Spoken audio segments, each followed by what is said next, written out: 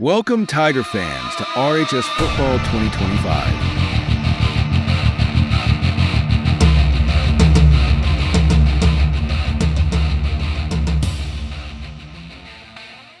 Hello, Tiger fans. I am Tracy Henson of WTRB and Tiger TV. Welcome to the Coaches Talk. We have head coach Jordan Garner of the Ripley High School Tigers with us. And, Coach, I've been away for a little while, and I know y'all missed me. Hey, glad to have you back. But it's good to be back. I just got a few questions. I know since I've been gone, you went against Covington and you went against Westview. We had a week off. And was there any injuries or anything like that? So we did have a few guys that got banged up over those courses of two games. With the week break that we've had, everybody's kind of back healthy right now, other than guys who were kind of out prior to those games. You know, we've got a couple that are out with some knee injuries, one with an ACL that's done for the year, another who has a meniscus issue that he should be back in the next couple of weeks. But other than that, everybody's healthy and good to go from those two games. In your opinion, what's the greatest strength and weaknesses of a high school football coach? Oh, you know, as a high school football coach, it's a fun gig because you have to love these kids that you are actually here taking care of. You know, there's so much more to it than just coaching.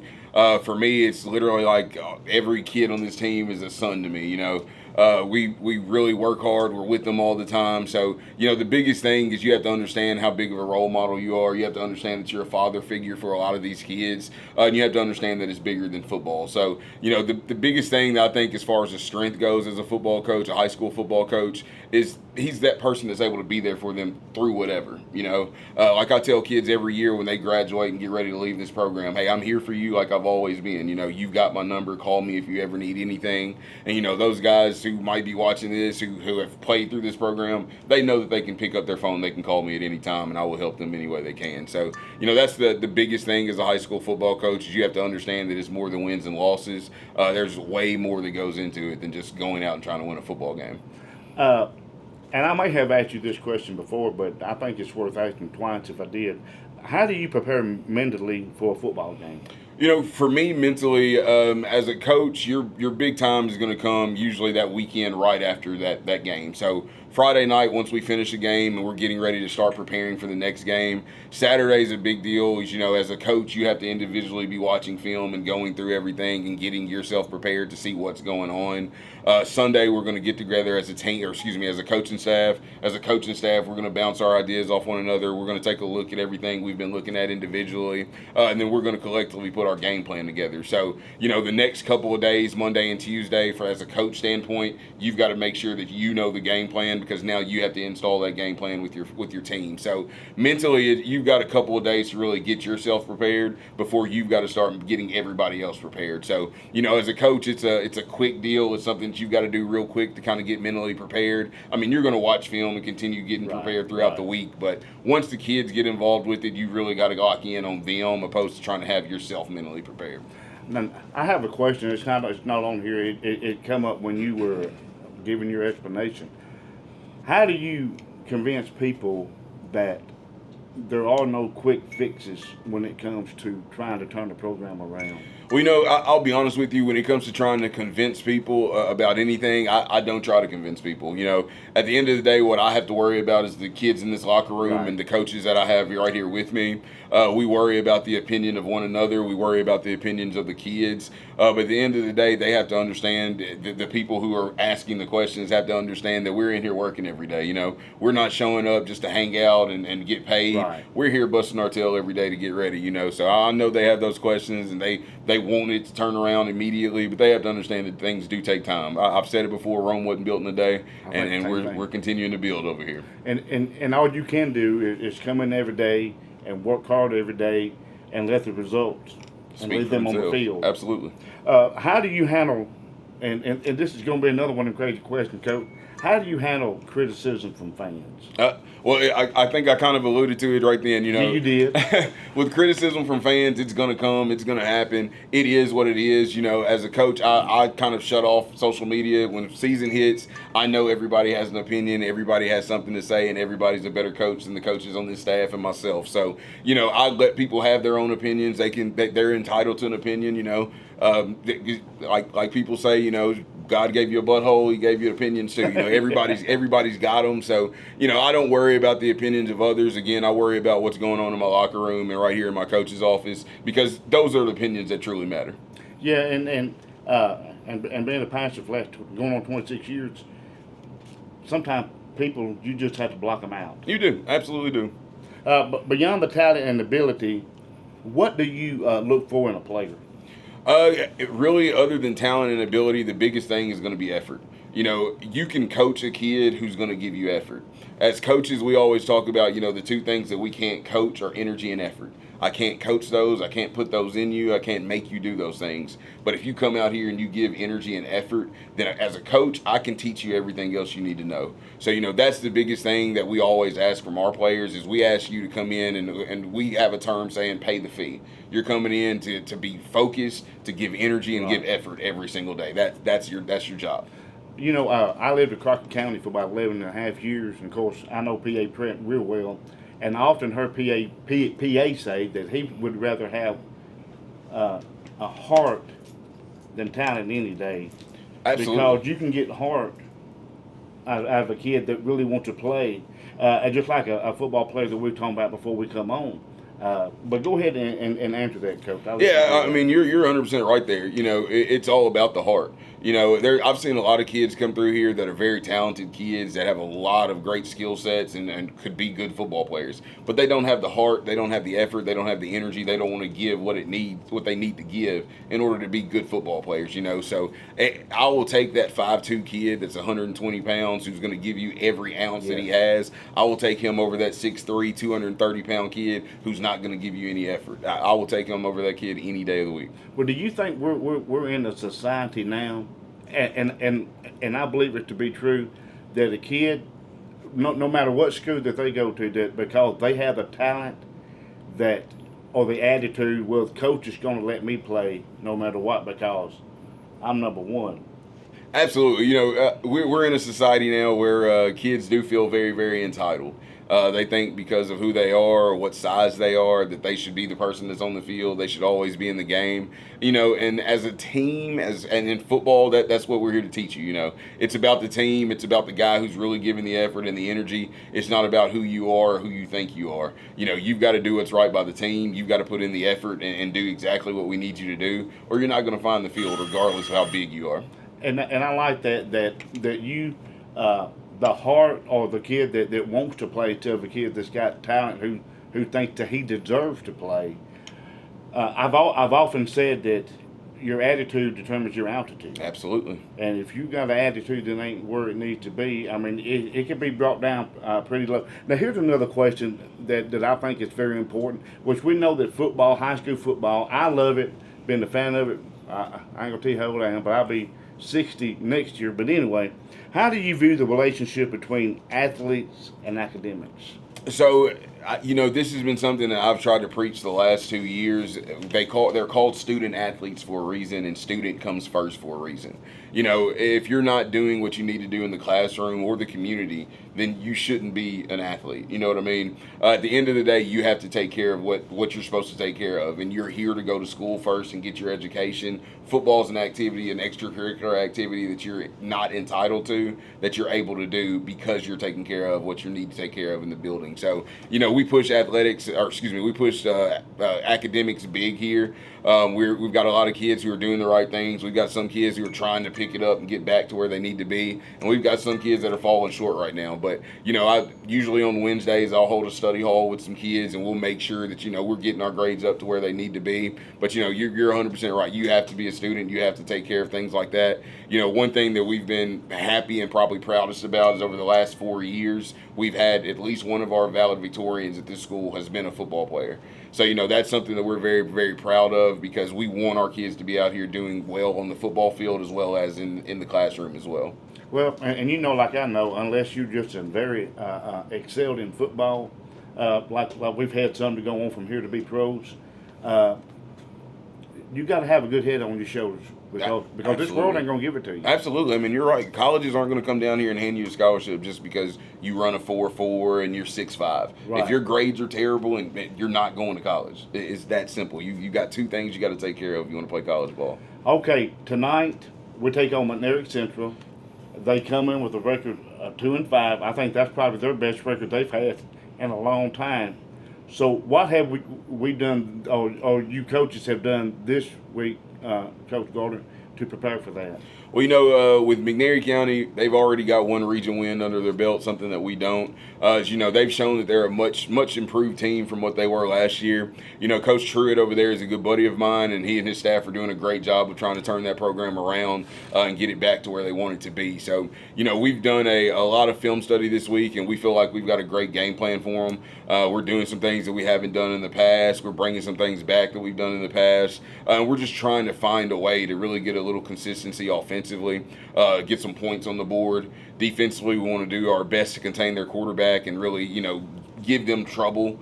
If we can keep them from moving the ball and keep that quarterback at bay, and we can find a way to put some points on the board, we feel like we got a good situation right here. You know, we've still got a lot to play for. So for us, we feel like, you know, we've got a good opportunity this week. So do they run more of a balanced offense with passing and running, or do they do? They do. You know, they're a spread offense is kind of what they like to do. They're going to have usually 4 receivers on the field at a time. They'll throw a tight end out there every now and then. They'll throw an H-back out there every now and then. But for them, they like to stay with 4 receivers on the field. They will throw the ball, but they do want to run the ball. Their quarterback, like I said, is a really great athlete. You know, he can spin it, but he can really, really run. So, you know, they're going to find situations where they let him read the backside and kind of pull the ball and keep it at times. They're going to call designed runs for him. They're going to call rollout passes where he has the ability to run or pass. So, you know, everything that they do is going to be predicated through their quarterback, and we just have to do a good job of keeping him at bay. Before we go on a personal note, which one do you prefer, Thanksgiving or Christmas? For me, it's Thanksgiving. I'm a big boy. I like to eat.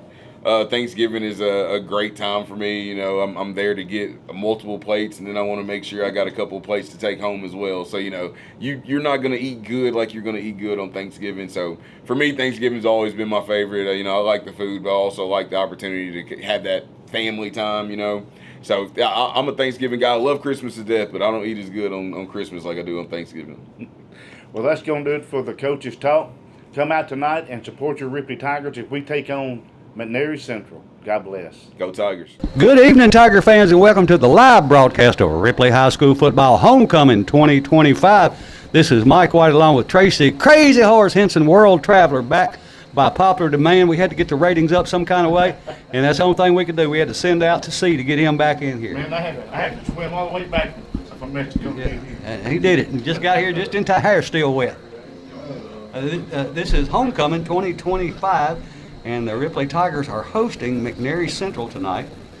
Also, there is a class reunion going on tonight down in the northeast end zone, part of the end zone, kind of up on that little flat part. It's their 50th year class reunion, class of 75, but they've invited everybody from 70 to 79 to come out. So if you're listening to the broadcast and want to come out, come on out to the football field and see some old friends. They'll also be having something tomorrow night at the country club for those same age groups, and so I'd love to see a lot of folks. I plan on being there, and I've talked to several folks over at the tent, and looks like it's going to be a good crowd.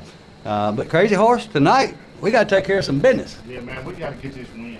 I'm telling you, of course, I watched it, the game in the Western Denver from Texas, and these guys just need to come out hungry, Mike, and just win this ball game. Of course, when McNairy Central comes in at 2-5, they won one region game, and that was against Bolivar that we were down 7-2 at halftime.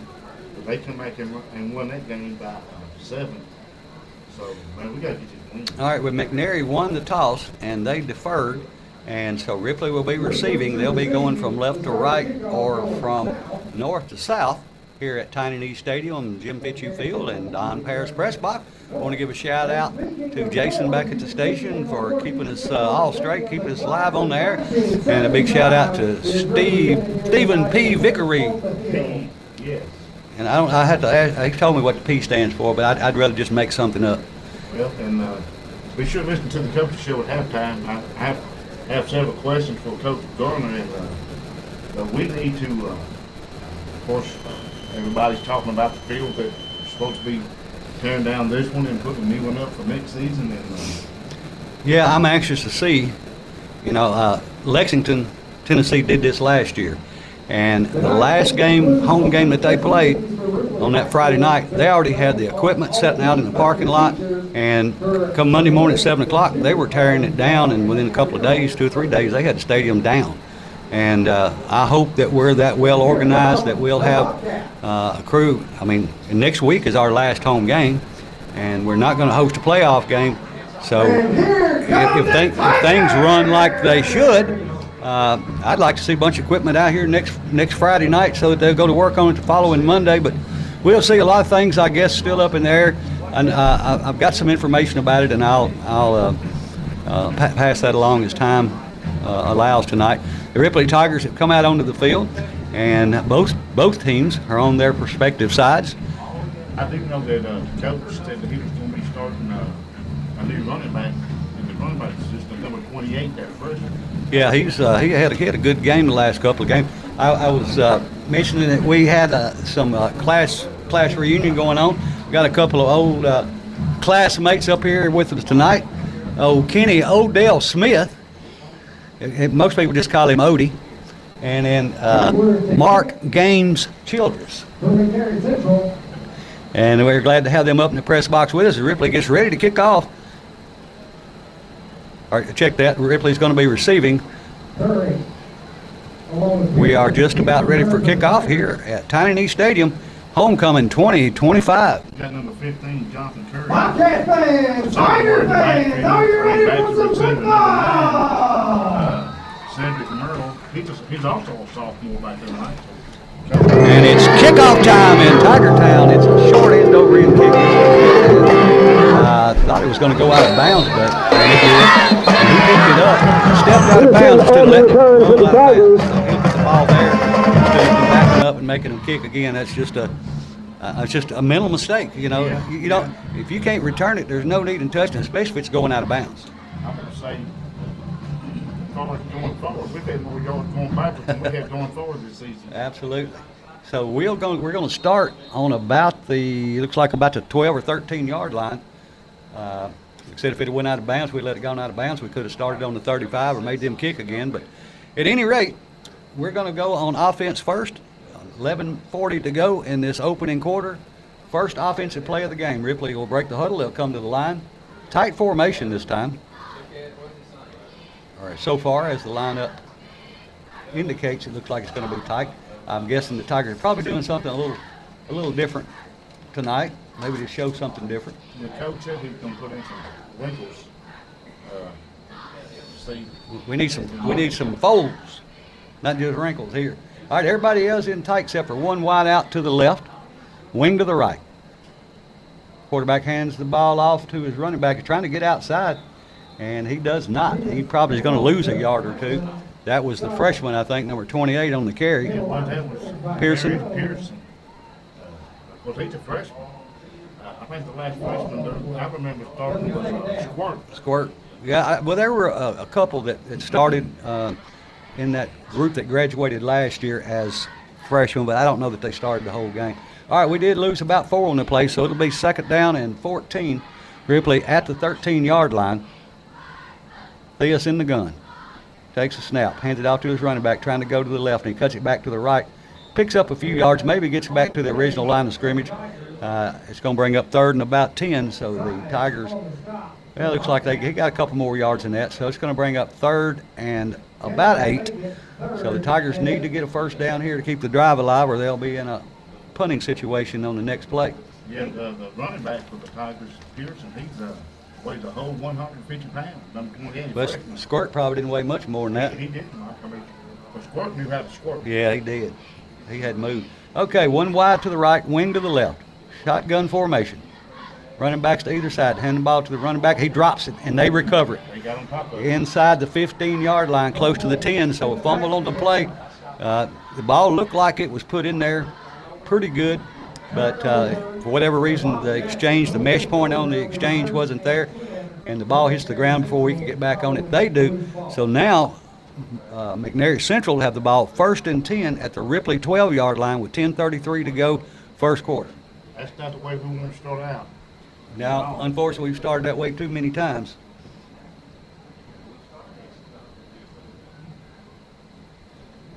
Clock is stopped with 10:33. Big game in the region tonight, Covington-Dyersburg. Yes, it is, and I'll tell you after this. McNairy Central is going to send 3 wide to the right, 1 wide to the left. Quarterback is running the option to the right. He pitches it out, and he's tackled, but not until he gets about 7 or 8 yards going around the right end. Looks like, maybe not 7, looks like he picked up about 5, really about 4. So we'll call it 2nd down and 6. 10:14 to go on the game clock. First quarter, no score here at Ripley Homecoming 2025. 1 wide, 2 wide, now 3 wide to the left, 1 wide to the right. Quarterback in the gun, 1 running back to his right. Takes a snap, hands it to his running back, going right up the gut. He breaks, runs through the first tackler, and is brought down. He's going to be close to a first down. Know that he's got it yet.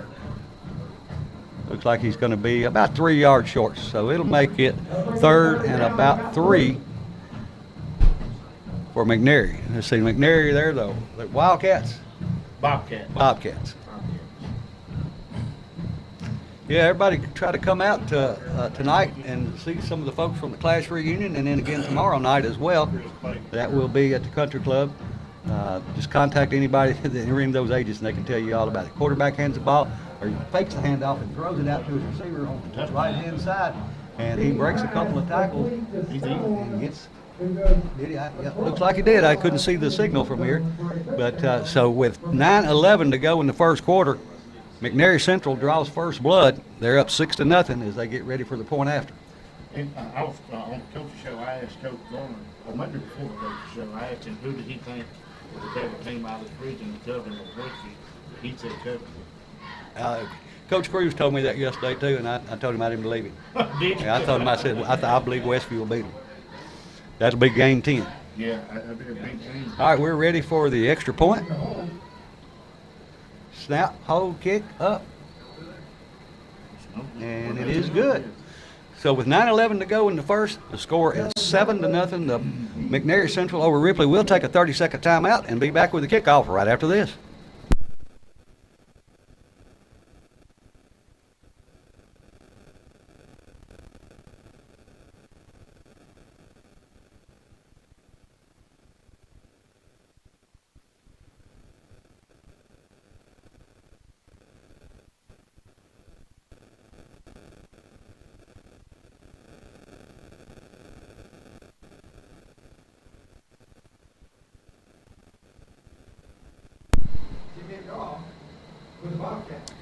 We are back as we're ready for the kickoff here after the opening drive. Ripley fumbled the ball on the opening drive. McNairy recovered it, and in a couple of plays went into the end zone to take the lead 7-0 with 9:11 to go in the first quarter as McNairy Central gets ready to kick off to the Ripley Tigers. And here's the kick. Had a man offsides on the far side, but didn't get called. We got it at the 30, going to 35, the 40, and he gets out to about the 47, 48-yard line. Nice return by Ripley to have good field position to start this second drive. With 9 minutes and 2 seconds left on the clock, Ripley will go on offense. Again, we have an injured Bobcat down, and so there'll be a official timeout for injury. And I had mentioned before, I was looking for him on the sideline. I think that's him there. I can't remember his first name. Kelly, that played football here, graduated in 2020. That real good offensive line we had, Miles Brazier and Kelly. I can't remember his first name now. But anyway, he works for rehab place out here on the highway. Well, I can't think of the name of it. Star or something. Yeah, Star Therapy. And so he is actually the sideline trainer for Ripley at the home games, at least the home games, maybe the away games too. And, you know, he's an old Tiger from here and played with one of the better teams that Ripley had in a long time. and looks like it may take him a minute or two to get up. We've got some. I think that may be Kelly going out on the field there to assist the injured player for McNairy Central. I know Crockett County's playing South Gibson tonight, which Dyersburg beat South Gibson, and South Gibson put a whooping in Dyer County. Oh, So yeah. that's going to be a good match. But now I think Dyer County had a kid that one of the main players got hurt. Yeah. But one player shouldn't make a difference on the team. Sometimes they do. Well, all right, we're going to, it looks like it may be a minute getting him off the field. I'm not sure. It looks like they're going to put a brace on him, and I'm not sure if they're going to have an ambulance or a stretcher, but we'll take a break, and we'll be back after this injury timeout.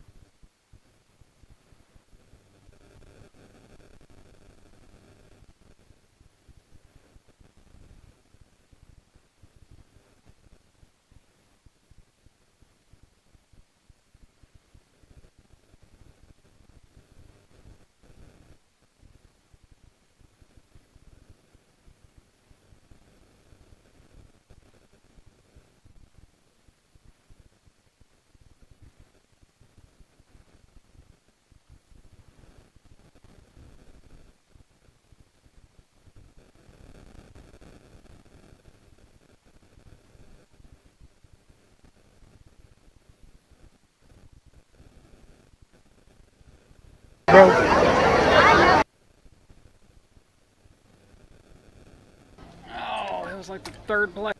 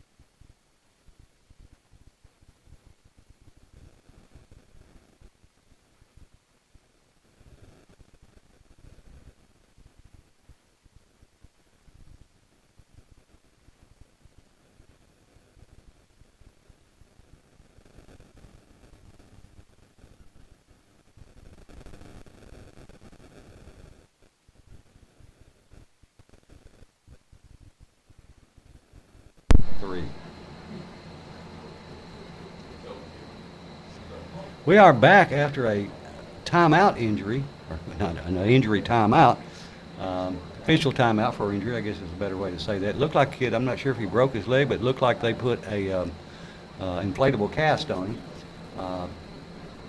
I will say that both teams, they were both all on their knees, down on one knee on both sides, being respectful for the injured player. And then I noticed Coach Garner, he gathered his team up and had a prayer for this kid. And then I see McNairy Central, they're doing the same thing down in the end zone. So a lot of class. I think it's a lot of class, Mike. When you come in, of course, football is a contact sport.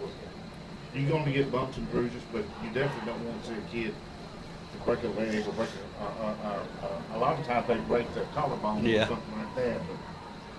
But yeah, it's a difference. Coaches used to always tell us, I don't want you to injure anybody, but I want you to hurt everybody. Well, I guess that's right. He said, I don't want you to hurt them where they can't get back up, but I want them, when they get back up, they're going to be looking for you. Yeah. All right, here we go. We're getting ready for begin play again. It's 9:02 to go in the first quarter. Ripley has the ball. It's 1st and 10 at their own 47-yard line. And the score is Ripley 0, McNairy Central 7. As we get ready now, the Ripley offense comes back out on the field. McNairy Central defense-wise might go from maybe 175, maybe 180, as big as they are. Yeah, that's like a number, I can't see 80-something. Defensive end on the right side, or defensive tackle, one of the biggest guys. All right, here comes Ripley with one wide to the right, wing to the left. Quarterback in the gun, takes a handoff, goes to the fullback or the running back.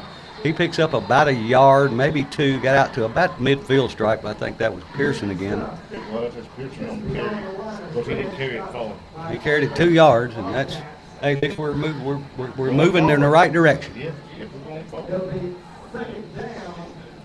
So it'll be 2nd and 9 for Ripley. Looks like 2nd and 8. The scoreboard says 9. I'm going to say 8. I'm going to argue with Todd just a little bit on that. Now they corrected it. It's 2nd down and 8. He must have heard me. I doubt it. All right, one wide to the right. Wing and tight end to the left. This in the gun. One running back beside, one behind him. Rolls to his right, looking to throw. Being chased. He's going to throws it late, and it's got a man wide open down the field. He catches it, but he's about 5 yards out of bounds. And he threw that ball way too late. He saw him a little late. If he'd have thrown it,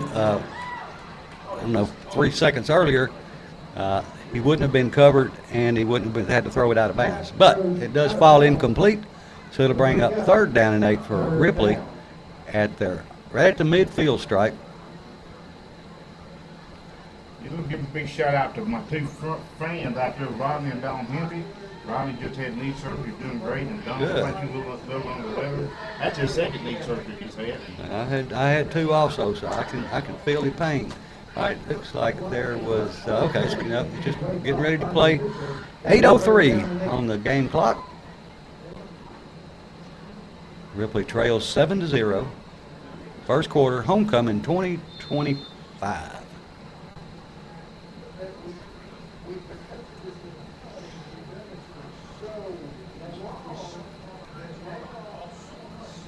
All right, Ripley will come to the line, and they will have a wide out to the right, tight end and wing to the left. Theus in the gun, one running back behind him, one to the right. Takes a snap, hands it, fakes the handoff, rolls to his left, being chased under a lot of pressure, and he just throws the ball up, and it's intercepted. He was trying to get rid of it, but when you get rid of it, throw it out of bounds. Don't throw it down the middle of the field. I mean, it's one thing to get rid of it, but get rid of it in a safe place. Oh, it'll go down. Yeah, I mean, nobody really wants him to take a sack at that point because it makes us further back, but anything beats a turnover. Well, at least if we went down, we still have to kick it. Yeah, that's true. Like I said, anything beats a turnover unless you give up a touchdown. All right, McNairy back on offense again. 2 wide left, 2 wide right. 7:55 first quarter. Quarterback takes a snap, drops straight back, looking to throw. He's got a man, and it's overthrown. It was intended on a post pattern for number 14, and it sails high, falls incomplete. It'll bring up 2nd and 10 to stop the clock with 7:51. Of course, Coach is playing a lot of sophomores. I noticed that he's got a big chicken out there. I noticed he had number 99 playing on offense. That is Jonathan Holcomb. He's Yeah. a senior. He normally plays defense, Right, yeah. so I guess he. Probably going both ways, maybe. I don't. Is he out there on defense? I'm looking for him. I don't see him. All right, 3 wide left, 1 wide right for McNairy. Man in motion, and they fake the handoff to him, and he throws a slant pattern right over the middle. It's complete at the 30. He breaks a couple of tackles and gets down to about the 22-yard line, where it'll be a first down for McNairy Central with 7:42 to go. First quarter, leading 7-0.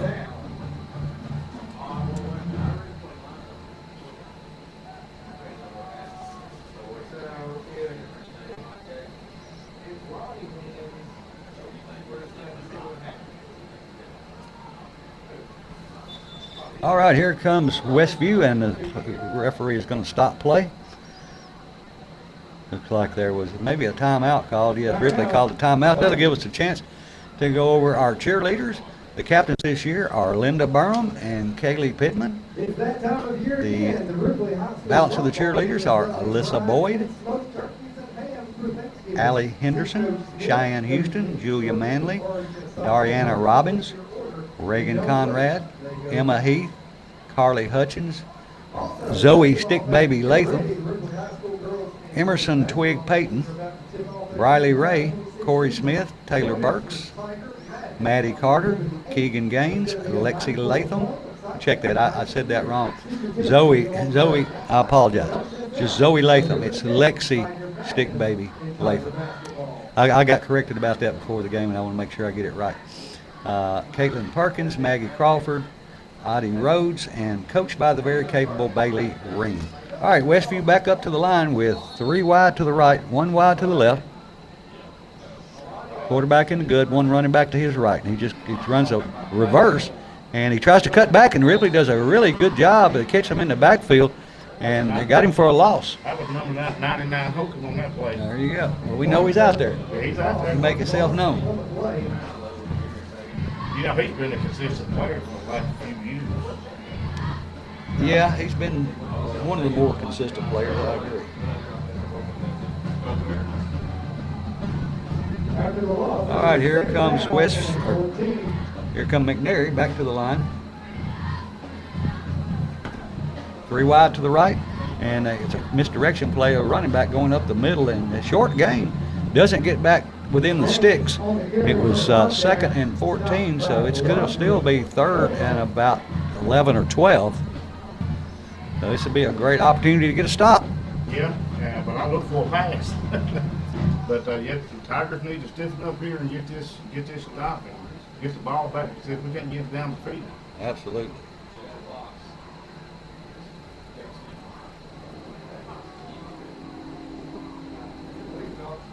All right, 6:05 to go first quarter, 7-0, and McNairy throws a pass, a screen pass out to the right. He cuts all the way back across the middle, and he might have gained a yard or 2, but it's still going to make it 4th down and 10. Ball is going to be around the 23-yard line.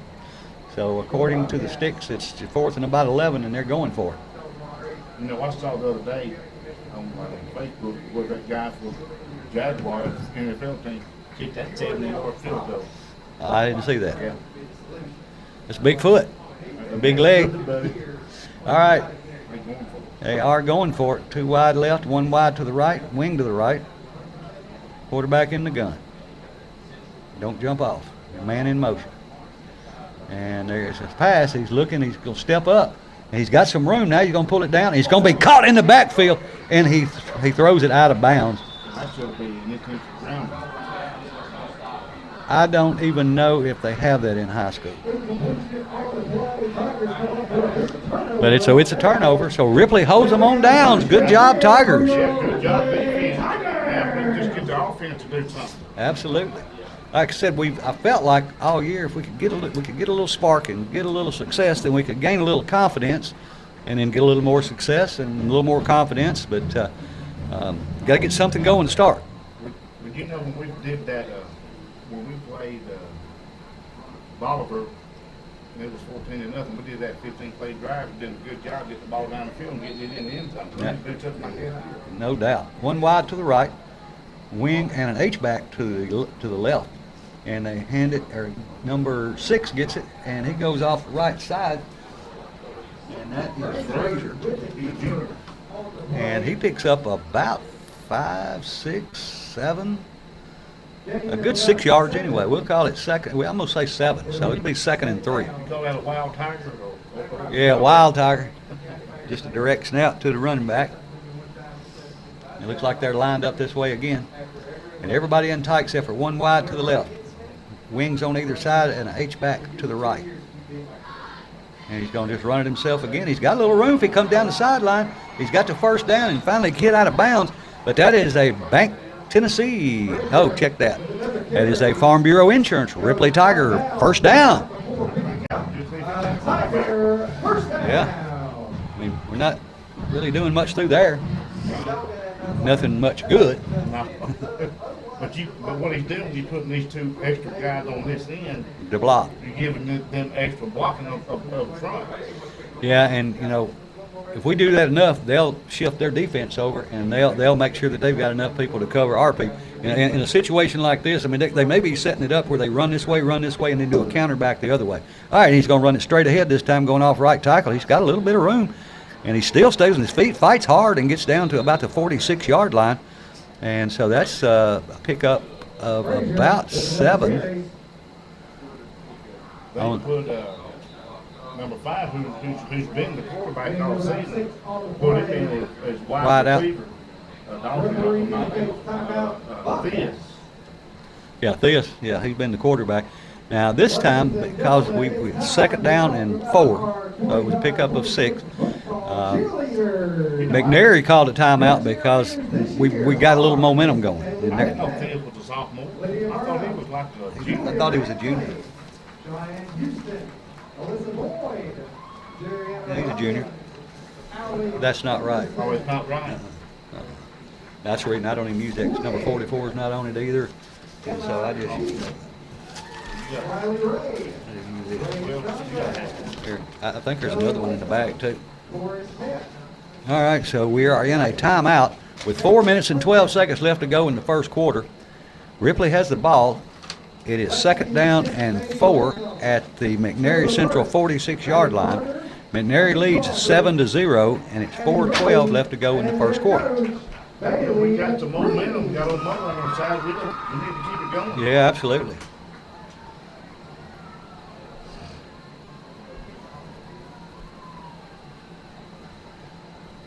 I went to the dentist today. My whole side of my face is still kind of numb, so I don't know if I don't know how I'm speaking. I don't know what. All right, one wide to the left, and we've got a wing and a half to the right and a wing to the left. A wild tiger. He's going to run to his left, and he's got some room. He's going to get the first down. He's got one man to beat, and a flag's going to come out. It's going to come back. But that was a touchdown. He goes all the way in for a touchdown. But there's a flag at the 25-yard line, and it was behind the play, and there's probably going to be a block in the back.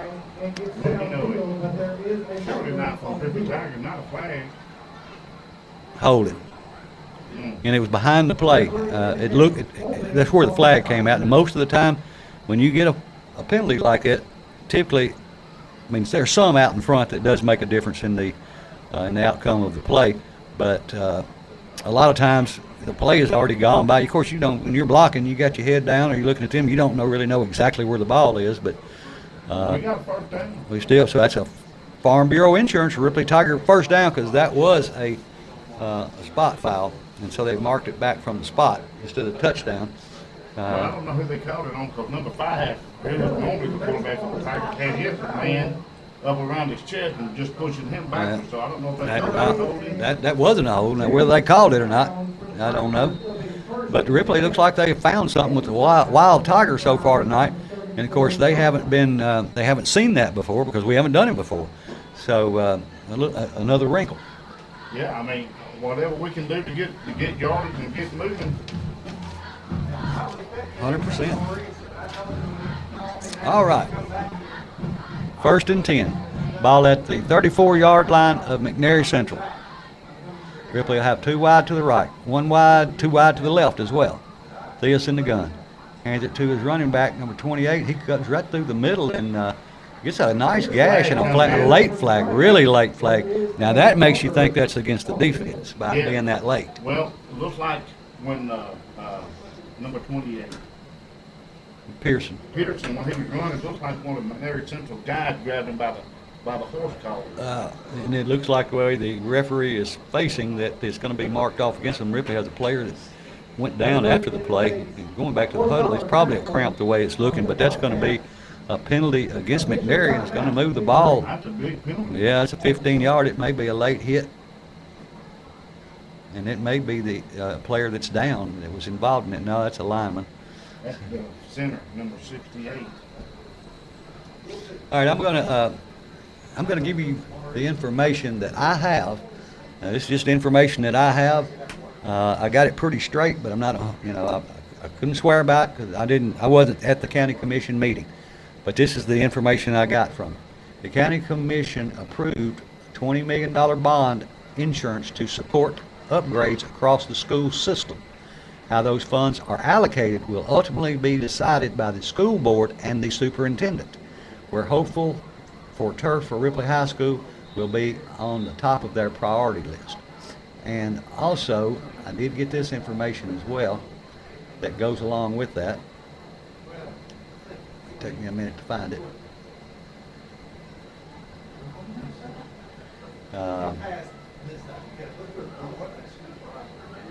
I'll read that. I'll get that after we hopefully score a touchdown on this play. It'll be another Farm Bureau Insurance Ripley Tiger first down at the Bobcats 24-yard line, 3:54 on the clock. Ripley trying to knot it up.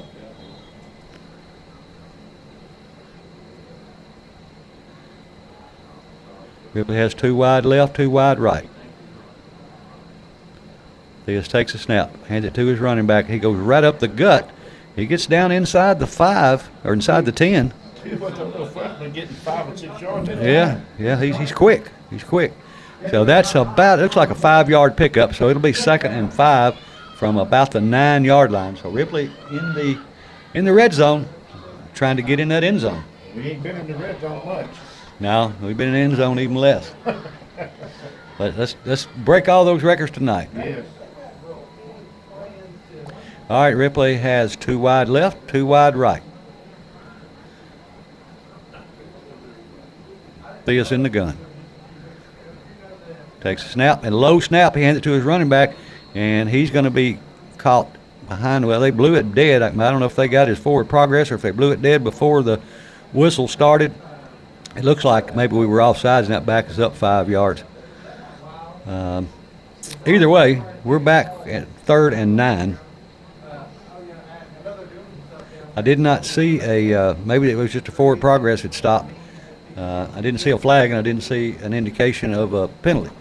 I noticed coaches using Big Chicken and Oakland, different ones that you normally play just defense on offense too.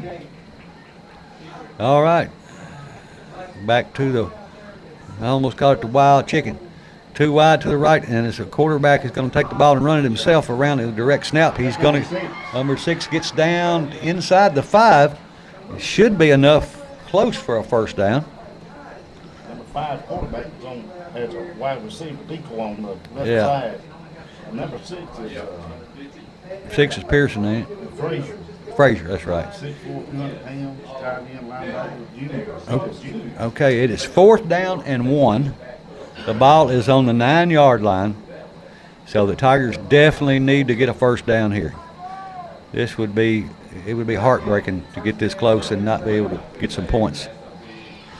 1 wide to the left. And direct snap, he's going to run himself, and he gets caught in the backfield. So we're going to turn the ball over on downs. Oh, it's a shame to be that close and miss out. Okay, here's some more information that I had.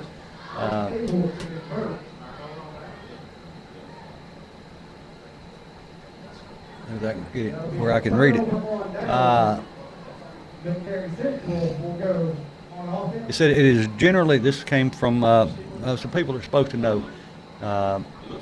Once the county commission appropriates the money, then the school board makes the call. Although in this case, especially with the thing being budgeted, being over budget, and the question on turf, the county commission may have further say in it. So if you want turf, you need to contact your county commissioners and your school board people and let them know what your wishes are. And here comes McNairy, and they go right up the middle for, I don't know if he got anything or not. They were on the 7. Looks like by where the referee's standing, he might have gained a yard. But I also want to say, we've got 2 weeks left after this one, and so I don't know that anything's going to be determined before this season's over. But listen to Tiger Talk, because if you listen to Tiger Talk, I'll keep you up to date on what I'm hearing that's going on. Hey, and I'm open to be corrected. If somebody knows something different or more or whatever than I do, hey, I'm just passing along information that I believe is true at this point. All right, so screen pass out to the right. And good job. Good open field tackle made by Ripley right at the down marker. Might have picked up a yard. Looks like they're going to say he's down at the 9, or maybe right at the 10. Coach put his stepson in, Eli, as center, number 53. He's 6'1", 265 pounds. Yeah, he's a big boy. All right, there was a penalty on the play. And that does give them first down, but I didn't see what the call was. So it'll move. It'll be a first down. It moves the ball out to the 25-yard line, so that was a 15-yard penalty. 2 wide left, 2 wide right.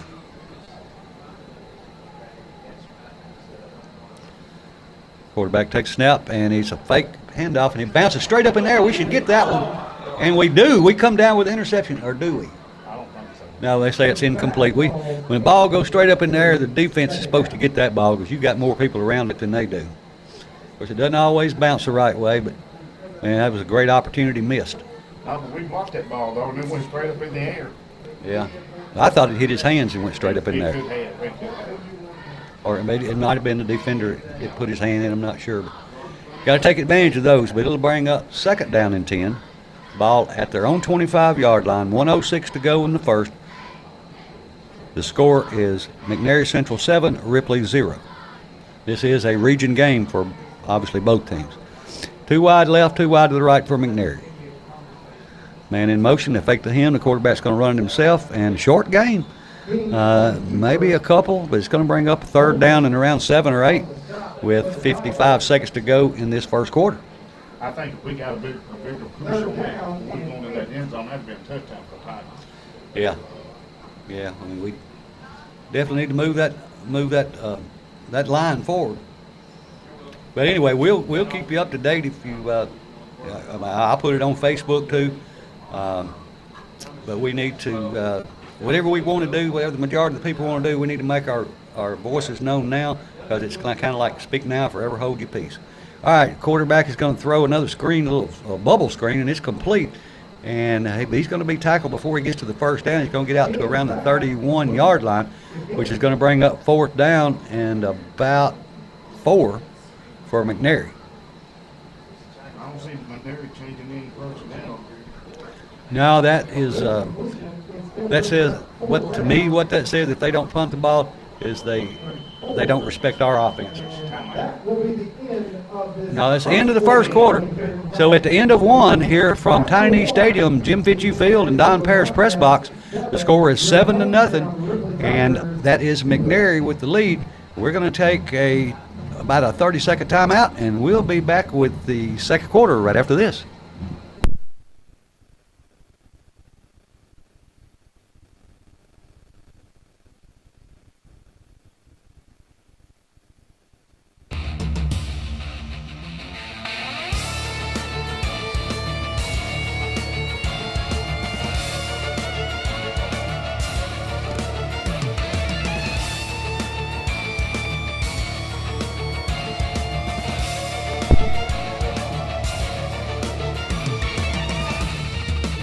All right, we are back with the second quarter.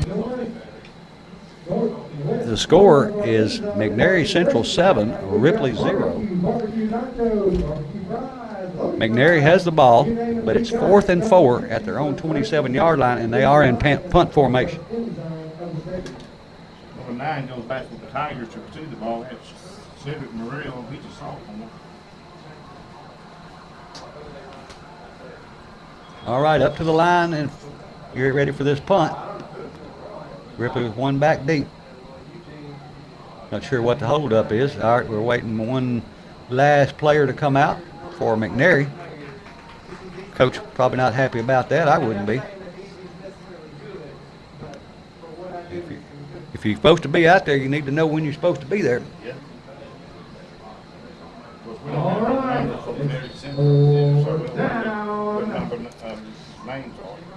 All right, Ripley's return man stands about his own 32-yard line, gets the punt away. It's a high punt, not super long, but it's going to hit and just die at about the 40, 38, 39-yard line.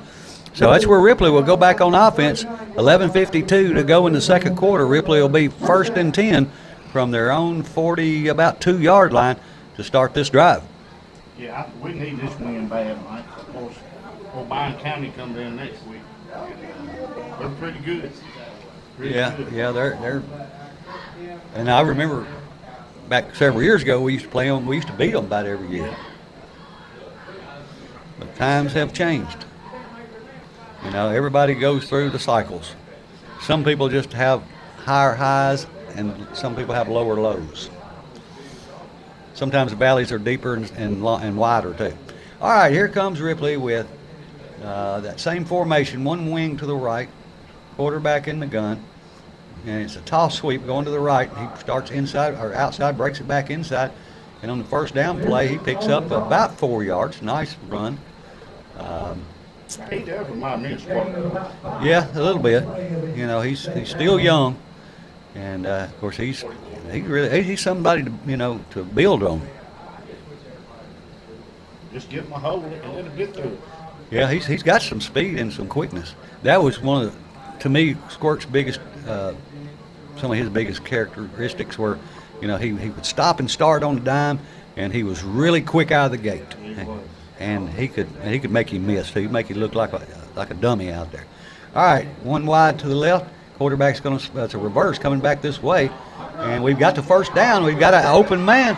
He's running down the field. He's going to be stopped, but not until he gets down to the 25-yard line. That's going to be a Farm Bureau Insurance Ripley Tiger first down. That was number 6 of the Ripley Tigers, McKeel Frazier, 200-pound junior. Nice run. I'm glad he's got another year coming back. Absolutely. I believe Ripley can have a good, decent team next year. Yeah, they've definitely got a lot of young players out there, and they're gaining more experience every game. Because even though some of these juniors and seniors have been around a long time, a lot of them didn't get a lot of playing time until this year because we had such a big class last year. All right, quarterback takes snap, hands it off number 4, going off the right side. He breaks a couple of tackles, still on his feet, and he gets down to about the 15, 16-yard line, and that should be enough for a Ripley Tiger first down. That's Dalton Rogers, 6 foot, 190 running back, linebacker, senior. Well, it wasn't quite a first down. He picked up, according to the sticks, he picked up 8. So it will be second down and 8. Ball is at the 17-yard line of McNairy. All right, we've been down here close. Let's punch it in this time. Yeah, we need to get this ball in the end zone. The play clock ain't working. No, I don't think it's worked this year. All right, wide out to the left. Wing to the right. Theus in the gun. Takes a snap. Hands it to the second man through, which is the freshman again, 28. He should have the first down. That should be a Farm Bureau Insurance, and it is. Ripley Tiger, first down. I'll tell you what, I'm a 50-pound young man. He's tough, buddy. Well, what they say, if you're going to be little, you better be tough. That's what you need. You need tough. One of the questions I asked on the coaches talk show the other day was the difference between heart and talent. And we'll take heart any day over talent. About 1 million miles between them. 9 of 10 to go in the second quarter.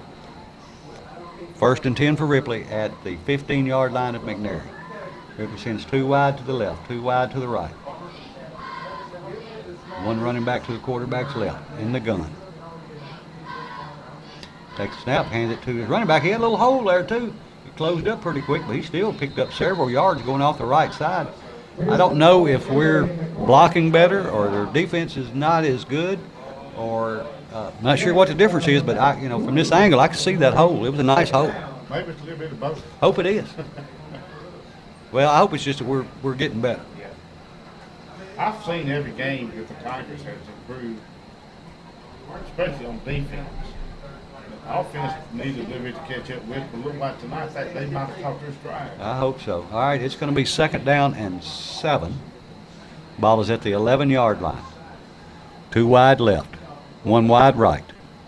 Theus in the gun. Flag comes, no, it doesn't. Okay, now hand the ball to, this time he's hitting the backfield, but he twists around. He probably gets back to the line of scrimmage, but he could have lost a couple of yards, but that good spin move got him another yard or so. Yeah, I think we need to bring in number 6. Yeah, I don't know really why they quit doing that, because it was successful.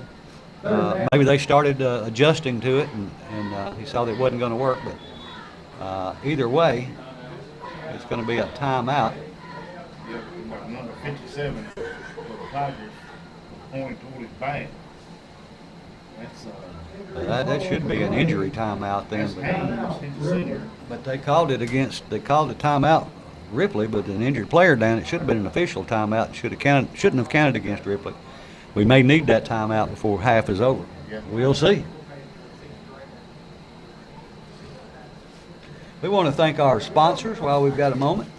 Norman Hendren Construction, Craig Fitzhugh Mayor, Farm Bureau Insurance, Cannell's Body Shop, Taxes by Lisa Enos, Dan Douglas, Attorney at Law, Mills Grocery and 731 Market, Asbury Cove, McDonald's, Security Bank, Lauderdale Lumber, Lauderdale Community Hospital, and Serval by Cornerstone. And so we appreciate all the sponsors here at WTRB as well as Tiger TV. As we always say, it's all about the kids. And so we're just trying to get people the ability to be able to see the games if they're not able to come out. And, you can, the way it's on Tiger TV, and he puts it on YouTube, and you can watch it next week. I watched the 2018 Tiger Bowl this week, on YouTube. All right, coming out of the timeout, it's 7:41 on the clock. Ripley trails 7-0. They have the ball at the McNairy 11-yard line. It's 3rd down and 8. Yeah, we got to do something with this ball.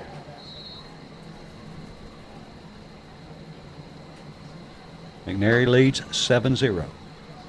Quarterback's going to roll to his right, looking to throw, and it's almost picked off. It was batted, so it's going to bring up 4th down, and about the only thing you can do here is go for it. Well, he's sending in the punt. Okay, well, maybe he's got a better kicker than not the punt team, but a field goal unit.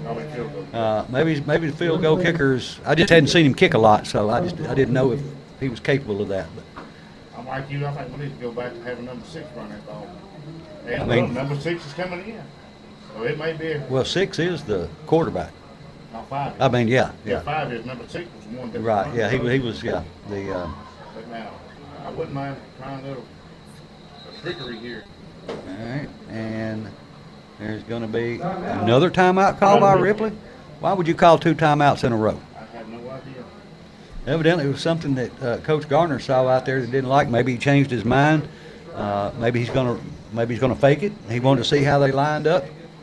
We'll find out. Time will tell. If he is, I think we're out of time after the half. I think you're right. A lot of scoreboards have the number of timeouts left. Ours is kind of a antiquated scoreboard, so we don't have that information up there. And Halls is getting a brand new jumbotron digital scoreboard. We're supposed to do the same thing. If they get it, we get it, and that's what the rule's supposed to be. Well, that's whenever Ripley gets something, that's what. Now, I'm not going to lay that on everybody from Halls because everybody's not that way. But, you know, we've had some people in position that if Ripley got anything, Halls had to get it, whether they need it or not. You know, I think it should be on a need basis, but nobody asked me. Haywood 16, Memphis Business 14. All right, we're lined up for a field goal. And that's a nice kick. And it is good. So that is a field goal. Let's see, that would have been about somewhere around a 30-yard field goal. So with 7:35 to go in the second quarter, Ripley draws within 4. The score is 7-3. And I believe, I have to double check on that, but I'm pretty sure that Cornerstone either donates $50 or $100 for the field goals. Good. Schools of interest, if you care. Union City 22, Gibson County 0. South Gibson 7, Crockett County 7. Lexington 13, Lewis County 13.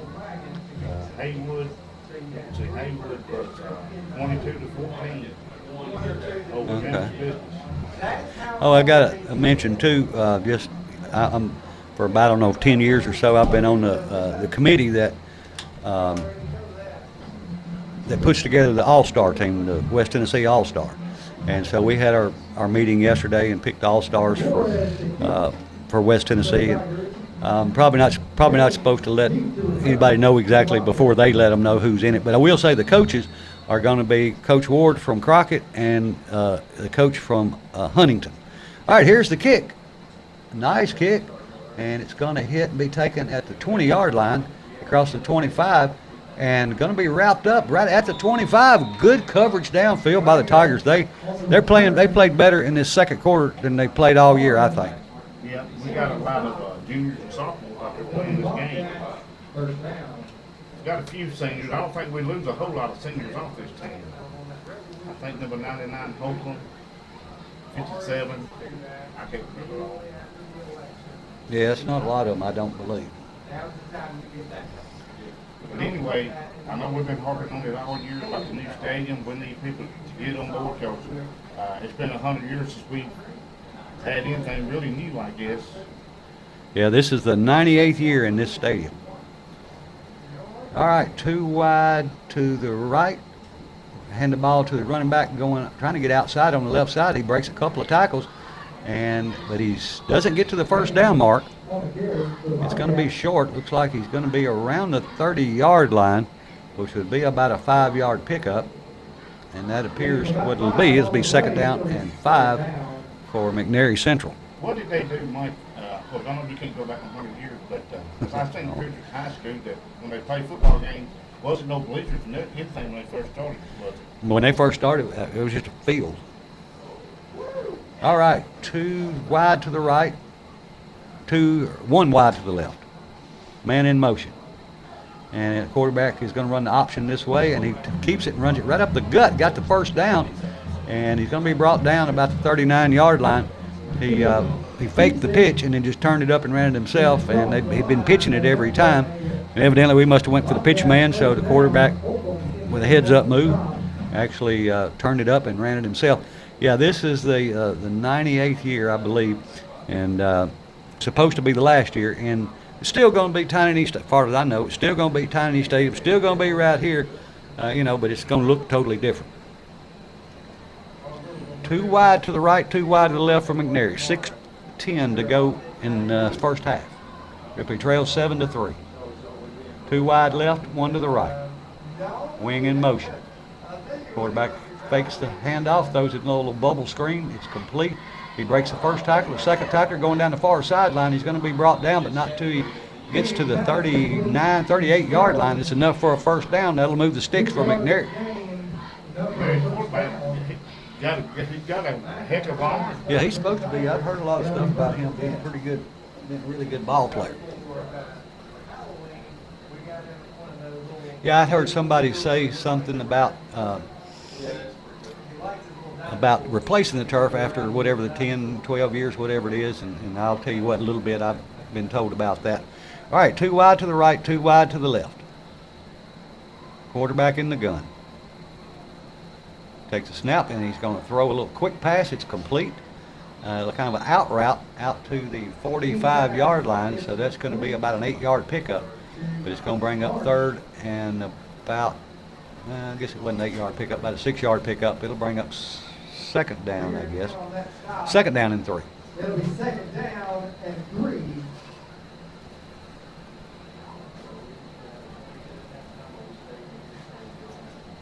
Two wide left, two wide to the right.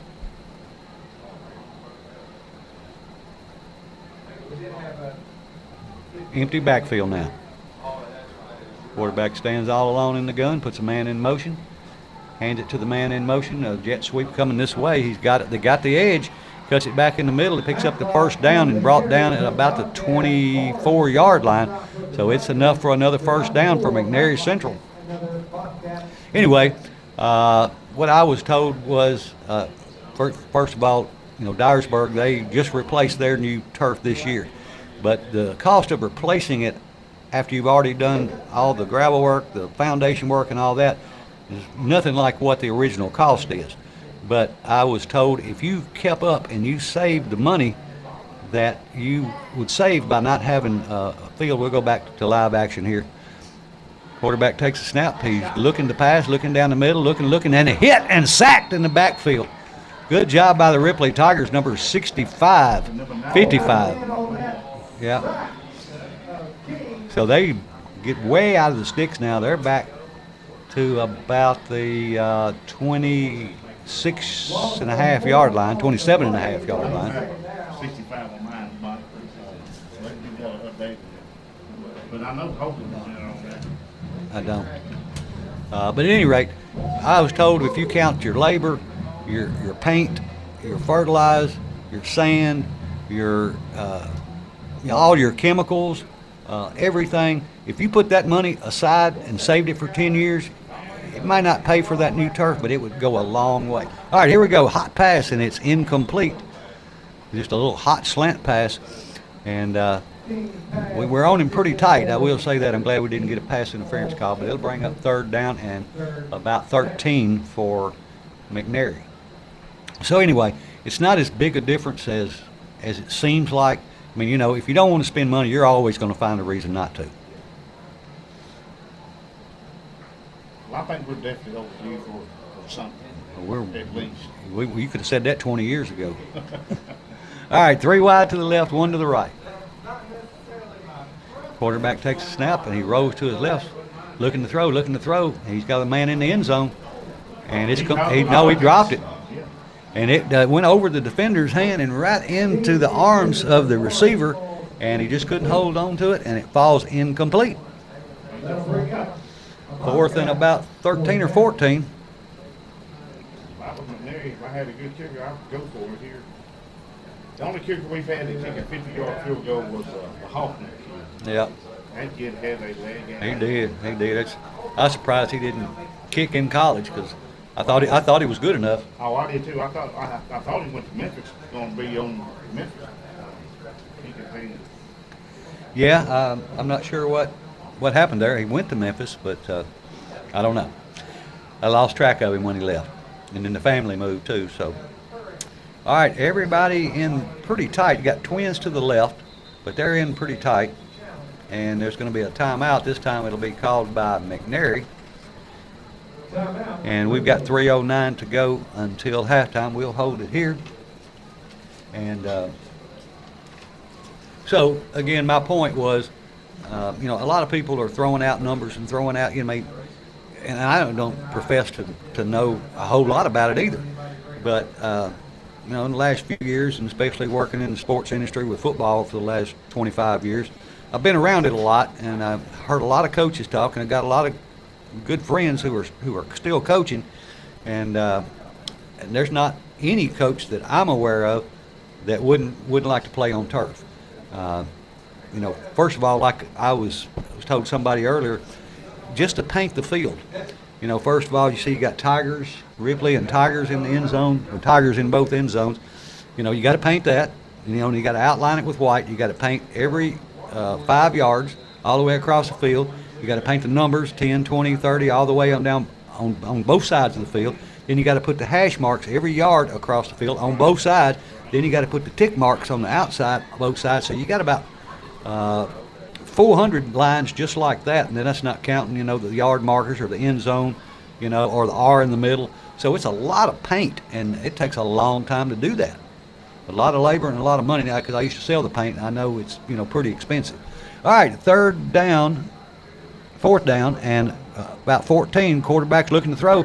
He's hit just as he throws way over, and so it's going to fall incomplete, and Ripley will take over on downs. It'll be 1st and 10 Tigers with 3:05 to go until halftime. He took a hit by number 6. Ripley Tigers, that junior, they were running the wild Tiger. Yeah, I saw him coming in on him, and knew he was going to be hit about the time he threw. And so he threw it a little earlier than he wanted to, and probably a little quicker than he wanted to, because he overthrew it because he knew that lick was coming. All right, so Ripley will go back on offense. Coach is playing a lot of kids both ways tonight. Yeah, a whole lot. Sometimes you just have to.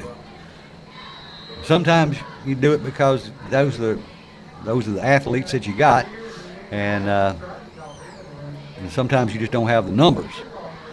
But whatever works. One wide to the right, wing to both sides, H back to the right. Wild Tiger puts a man in motion. Hands it to him, trying to get outside. Number 15, he breaks one tackle, and he picks up about 2 yards. He ran all the way from the left side to the right side. He ran a long way, but he picks up about 2 yards. We'll say 3, so 2nd down and 7. That was Curry, that sophomore, number 15. He's also a good receiver. Yeah. Number 15 is with the Tigers. You might as well get the youngins in and let them play. With that 15 played all every game. Yeah. All right, 2:30 to go until halftime. Ripley trails 7-3. They have the ball at their own 33-yard line. 2nd down and 8. Ripley has one wide to the left, wing to the left and right. And the quarterback's going to keep it himself and get behind his blockers, trying to get outside. He gets past the first tackler, but the second one gets him right at the 30-yard line. So it's a pickup of about a yard or 2. Going to bring up 3rd down and about 5 yards as we go under 2 minutes. Well, tell me something, Hall. The Tigers has played good this first half. Yeah, this is. We should be up. We should be up. We should be up 10-7. Yeah. I'd like to see it 14-7, but I'm just glad we got the field goal. Knocked that goose egg off. All right, Ripley to the line. 1:30 to go until halftime. Let's get us another score before halftime. One wide to the left. Quarterback is going to throw. He's got a man wide open, and he catches it at the 35. At the 45. He breaks down to the 30 and is brought down at about the 33-yard line. That's a Farm Bureau Insurance Ripley Tiger first down. A bunch of flags. And I guarantee it's going to go against Ripley. Probably so, but it'll be after the play.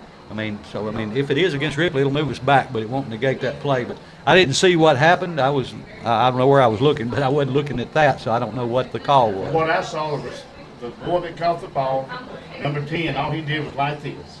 It's what he's seen on TV through college and the NFL. Yeah, they're going to call that. That's a bunch of garbage. Yeah, unsportsmanlike That's against a bunch Ripley. of garbage. Yeah, you could see him if he was doing something vulgar or whatever, but basically what you're saying is he just stood up and pointed first down. And I've seen a lot of high school kids do that. But that's going to back us up now to the 43-yard line. We're at the McNairy 43-yard line. It'll be 1st and 10 with 1 minute and 15 seconds to go until halftime. Ripley trails 7-3. I don't know where they find these guys to do these games, but they need to learn what football is. All right, we've got a wing and H back to the right, wide left, and a wing to the left, and a direct snap back to number 6 again. He gets outside, and he's got the first down as he goes down the far sideline. He's going to be pushed out of bounds at around the 24-yard line, but that's enough for another Farm Bureau Insurance Ripley Tiger first down with 1:05 to go. Now let's explain this to the people that are listening to us. Number 6 ran out of bounds and slid on the track. That's why we have got to have a new field before you have a kid to get hurt and the school gets sued. Yeah. Because they've been told a bunch of times about this. You know, last year Crockett had a really good running back that slid and fell in that ditch, and he was a really good player. Can you imagine if something happened to him and he got injured and he couldn't play college ball because he slid on a track? All right, one wide to the left. Quarterback takes a direct snap, and he's going to be hitting the backfield. He just eat up that time as we go under 1 minute mark. Yeah, another flag late. I think that's going to get McNairy Central. You would think it would be with where it came in. Because when the play was stopped, McNairy Central come in and hit one of our players. Okay. So that should be a 15-yard penalty. It should be. Now that sack put us back about 7 yards behind the sticks. So it would be 2nd and 17.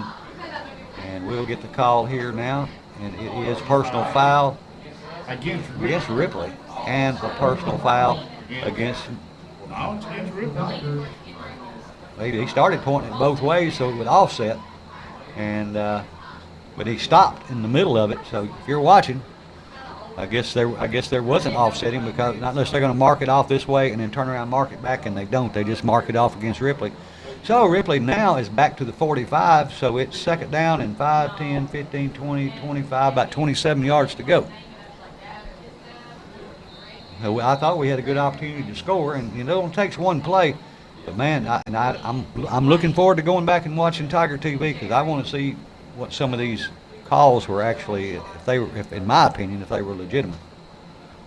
2 wide left, 2 wide to the right for Ripley.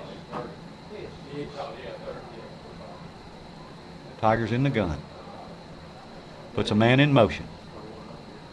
And it hits the man in motion, the ball does, and the quarterback's just got to fall on it. So we might as well just try to get out of this first half. As the motion man was going through in front of the quarterback and between him and the center, the ball hit his leg and hit the ground, and it just rolled off to the side, and the quarterback had to just fall on it. Well, that's probably going to be the last play. Yeah, I think you're right, because we're down to 10 seconds, and they're still marching back, so they're not going to get another play off. So at the end of one half of play here at Homecoming 2025 here in Ripley, Tiny Stadium, Jim Fitzhugh Field, and Don Paris Press Box. The score at halftime is Ripley 3, McNairy 7. Stay tuned, and we'll be back with the second half shortly.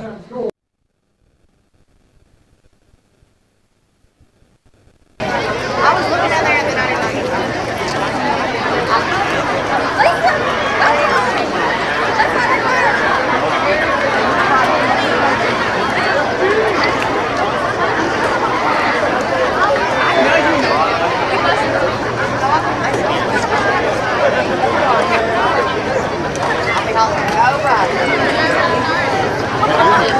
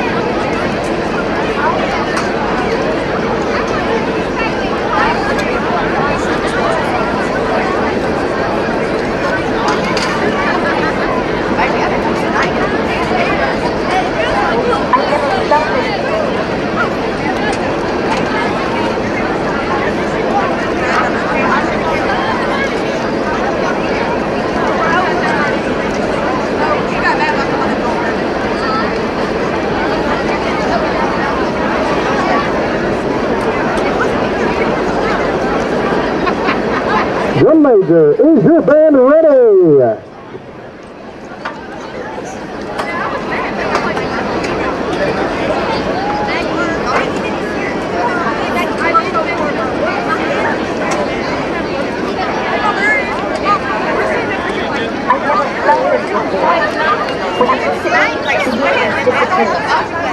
This is a lot of people searched for all their lives, and it found me. It's flawless, eternal, destined to last forever. Honestly, what could ever come between us?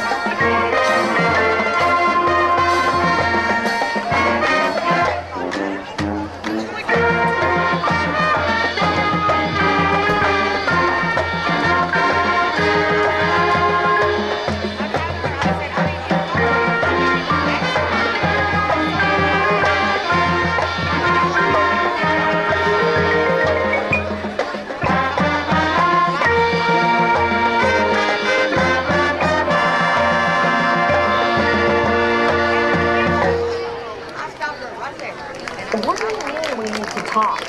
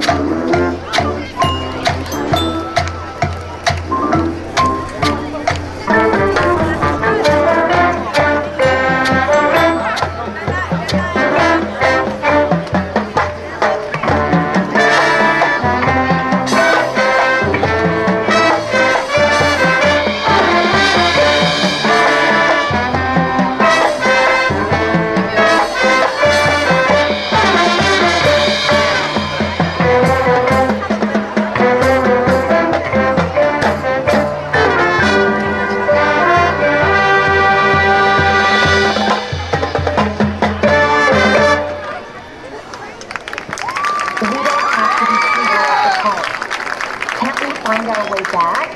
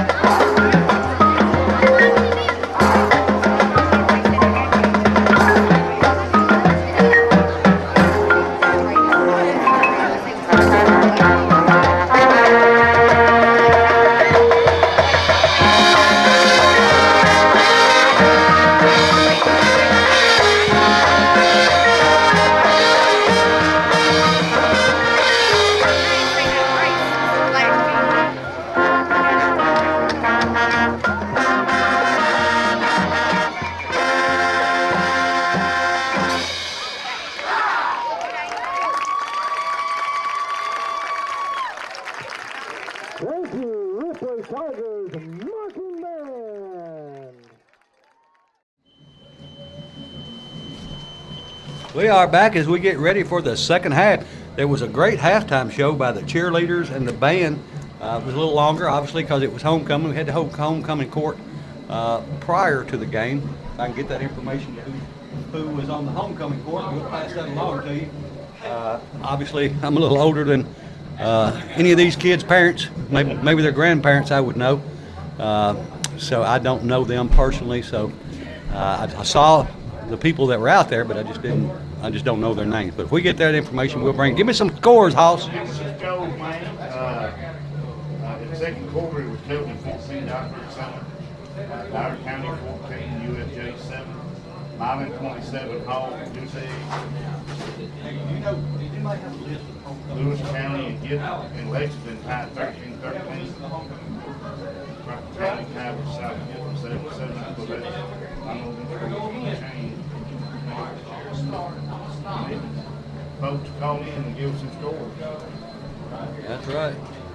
I asked Coach yesterday on the coach show about who he thought was a better team. Westfield Covenant. He told me. Yeah, you said he thought Covenant was. Him and Cruz both think that, and I disagree.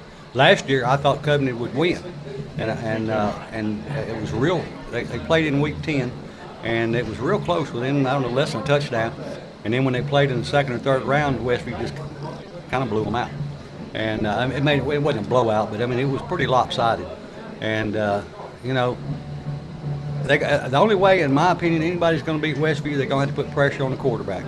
And they've got a good line, and that quarterback, he doesn't throw interceptions. He had one all year last year. Score update during the third quarter, 10 minutes on the third quarter, mile 34-0. We need Hall within a district that they have no business in, or a division.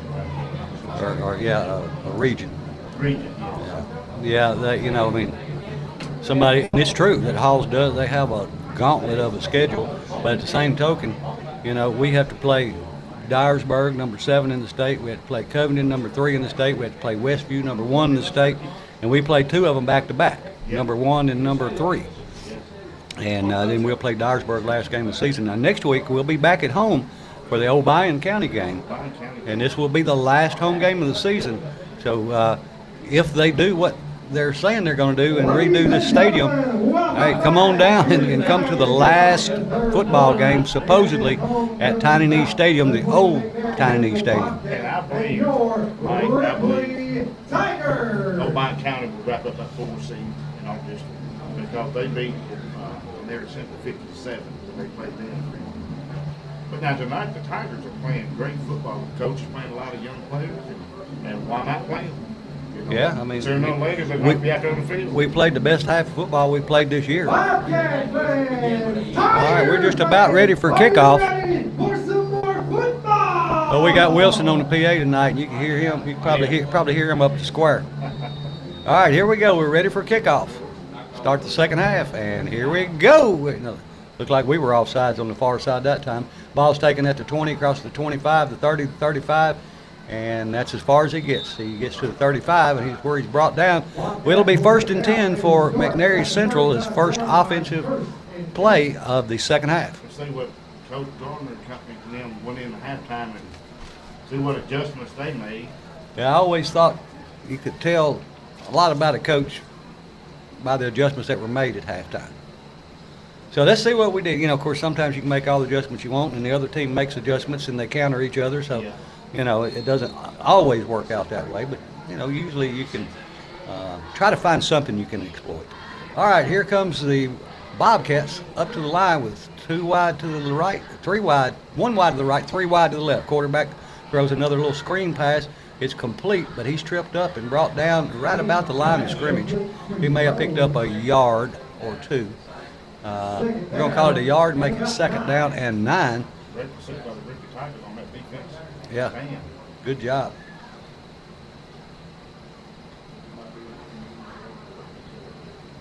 Went by at halftime, went over and saw some of the old classmates.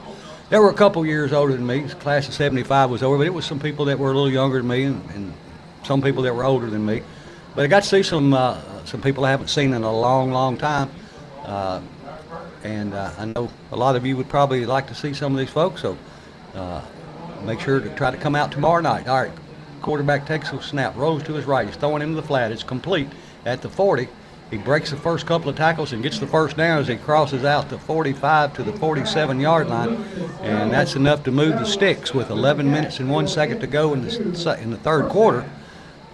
Yeah, we had him about 8 yards shorter than what he got. Yeah. But we just Didn't bring him down. You got to wrap up.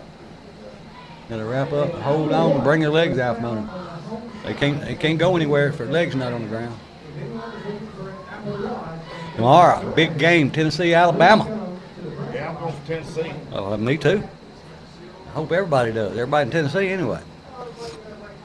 All right. But I do like Ty Simpson. I enjoy watching him play. I always say I want him to have a good game, but I want Tennessee to win. All right, here's a quarterback who's going to turn it up himself this time. He gets through the first wave and the second wave, and he's down the sidelines across the 25, and a flag is going to come out, and that's going to be against Ripley. By where the flag came out, there was just the ball carrier and about 3 defenders.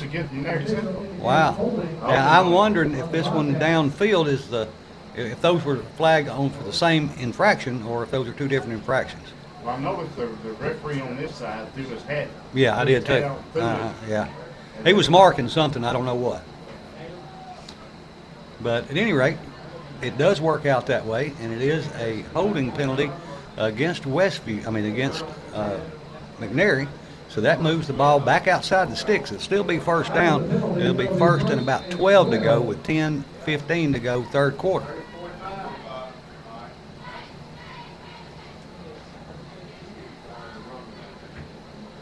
McNairy sends 2 wide right, 1 wide left. Wing to the right. In the gun. Takes the snap, hands it out to his fullback. He's hitting the backfield, but he shakes that tackle. And he still gets brought down just about maybe a yard gain. But he was hit in the backfield by, was that 99? Yeah, I think that was 99. Holcomb. But he slipped that tackle and would have had him about 3 yards back in the backfield. Instead, he gains about a yard. We'll call it second down and 12 with 9:37 to go. It'll be second down and 12 from the own 45-yard line of McNairy Central. Hoping like he's hurt. Suck it up, Buttercup, let's go. 2 wide left, 2 wide right. Low snap, and it's another screen pass, and he's complete. And we rode right past him, let him get outside, and now he's going down the far sideline. He's got the first down. And, we just don't break down. We just go running straight toward them wide open. They make 1 cut, and then you're done. And you got to break down. You just can't do that. And I know they've been coached to do better than that. But that will move the sticks and give the Wildcats a first down at the Tiger 36-yard line, where it'll be first down and 10 with 9 minutes to go in the third quarter. Score 7-3, McNairy over Ripley. 2 wide left, 2 wide right. Basically twins to both sides. And the quarterback's going to throw it, the screen pass, and he did drop it. So it falls incomplete. That'll stop the clock with 8:51 to go in the third quarter. And it will bring up second down and just about 10.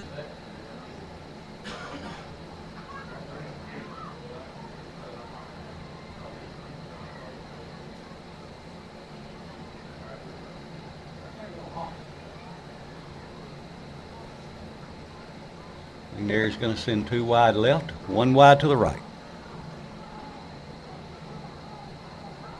Wing to the left as well. Quarterback in the gun. Puts a man in motion. Fakes it to him. He's going to roll. Now he's going to throw long downfield. He's got a man wide open, and it hit him, looked like in the numbers, and went right through his hands, and that was down around the 10-yard line. But fortunately for Ripley, it falls incomplete, and that'll bring up third down and 10. It was a good pass. Yeah, it was a good pass. I mean, hit him between the numbers. Can't do much better than that. Of course, he shouldn't have let it get into his numbers. Catch it with your hands, not your body. But at any rate, if it does fall incomplete, it'll be third and 10 at the 40. Let's check that 36-yard line. Scoreboard says 45, so I have to look at it and then double check the field to see if it's correct. All right, 3 wide right, 1 wide to the left. 1 running back in the backfield, in the gun. Quarter drop straight back, looking throw, flushed out of the pocket. Now he's going to run it. And he gets brought down about the 30-yard line, so it's going to bring up 4th down and about 5. You know, we're just running past people and then sticking our arms out and trying to bring them down. You know, you just got to break down and you make him commit and then go after him instead of you committing and him just going the opposite way. Yeah, we've been overshooting about every play. Yeah, I mean, you got to play wide open, but you got to play under control, especially in the open field. So it is 4th down, and McNairy's going for it. It's 4th and 4 at the Ripley 30-yard line. 3 wide right, and quarterback is running the option this way, and he gets the pitch away, and the running back, he did not get it. He got across the 30, but he had to get down to the 30 or to the 25. He does not get it, so the Ripley Tigers hold on defense, and the ball will go over on downs with 7:56 to go in the 3rd quarter. Ripley trailing 7-3. Great job by the Tiger defense. They did. That's the second time tonight I think they've done that. They went for it, 1 4th down play, and I think got a touchdown. But they were way deep in the end, their end of the field. We need to do something here, Mike. We Need to score. need to score. All right, Ripley will break the huddle. They've got number 6 in the backfield. He's standing in what I would call the wild tiger. He's taking it's a toss sweep going to number 28 to the right side. He breaks off tackle, and he might have got a yard. Looks like he got out close to the 30. And so it was a gain of about 1. So 2nd down 9 as we go down to 7 minutes and 35 seconds to go, 3rd quarter. So it's 1st down and 10 for Ripley. They've got the ball at their own 29-yard line. Absolutely.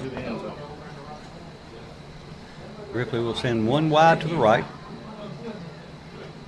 wing to the left,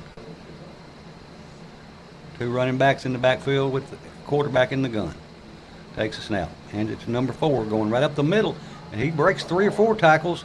They finally bring him down, but he broke a lot of tackles to get out to the 45-yard line. So it was about a 5-yard, or 35-yard line. It was about a 5-yard pickup, but it was a hard 5 yards.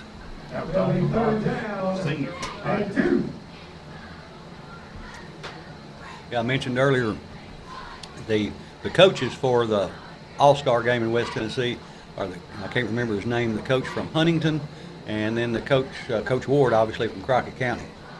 We got some of our old classmates that stopped by.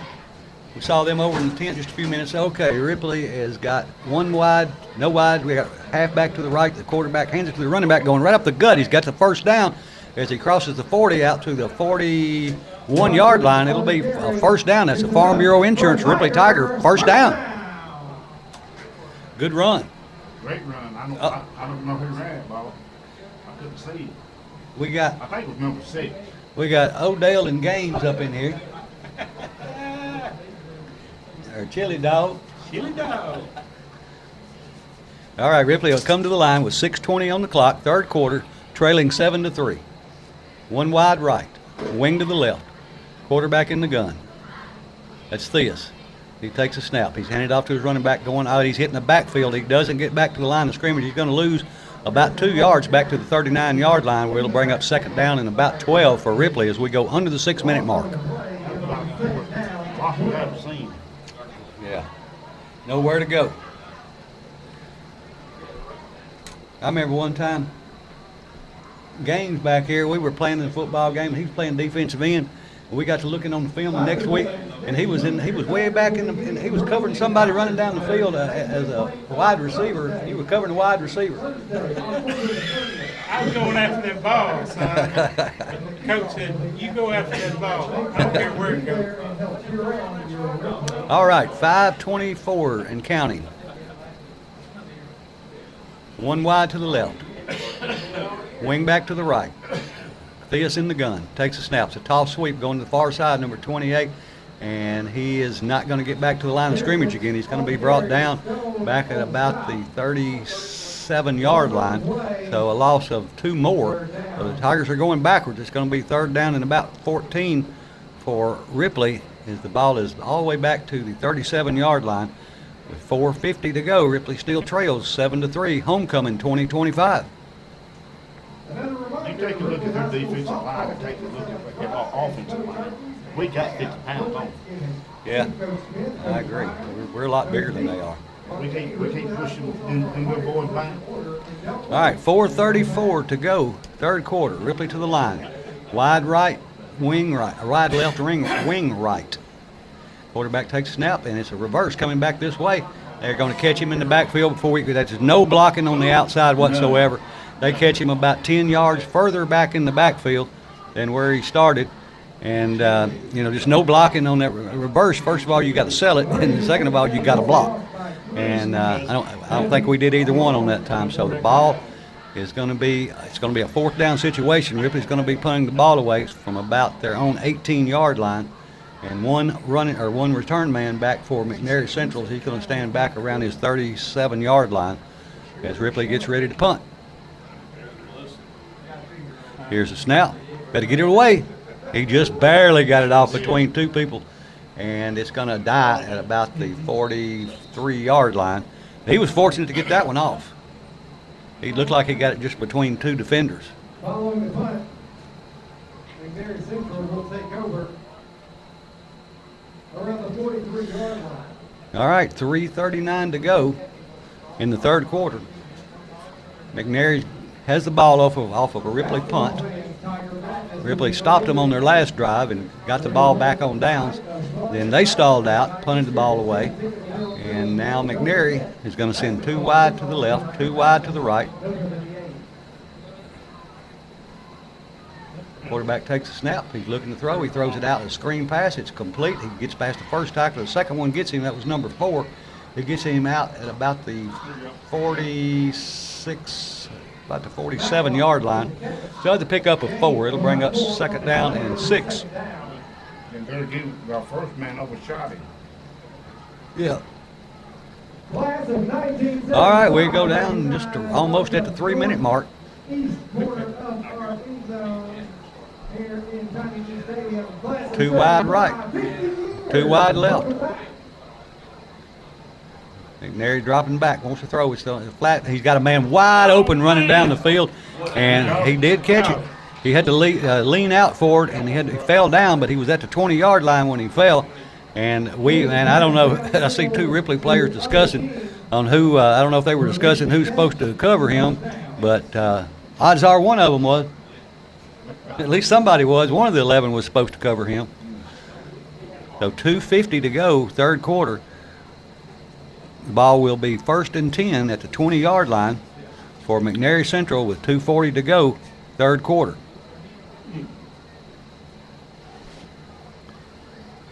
We got to thank the band boosters for the food here tonight. We'll get back to that. 3 wide left, 1 to the right. This guy here jumped. Number 6 moved, so that should be offsides against McNairy. So that should back them up 5 yards and make it 1st and 15. Yeah, the band boosters, they came and they brought us hamburgers and hot dogs. Real 7-0. The McNairy Central over Ripley. We'll take a 30-second timeout and be back with the kickoff right after this.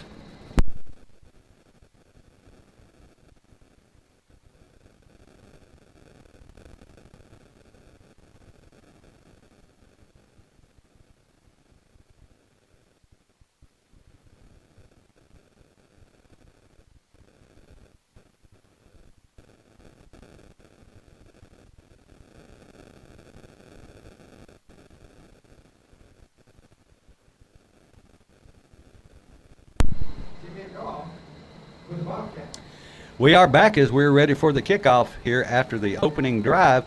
Ripley fumbled the ball on the opening drive. McNairy recovered it, and in a couple of plays went into the end zone to take the lead 7-0 with 9:11 to go in the 1st quarter as McNairy Central gets ready to kick off to the Ripley Tigers.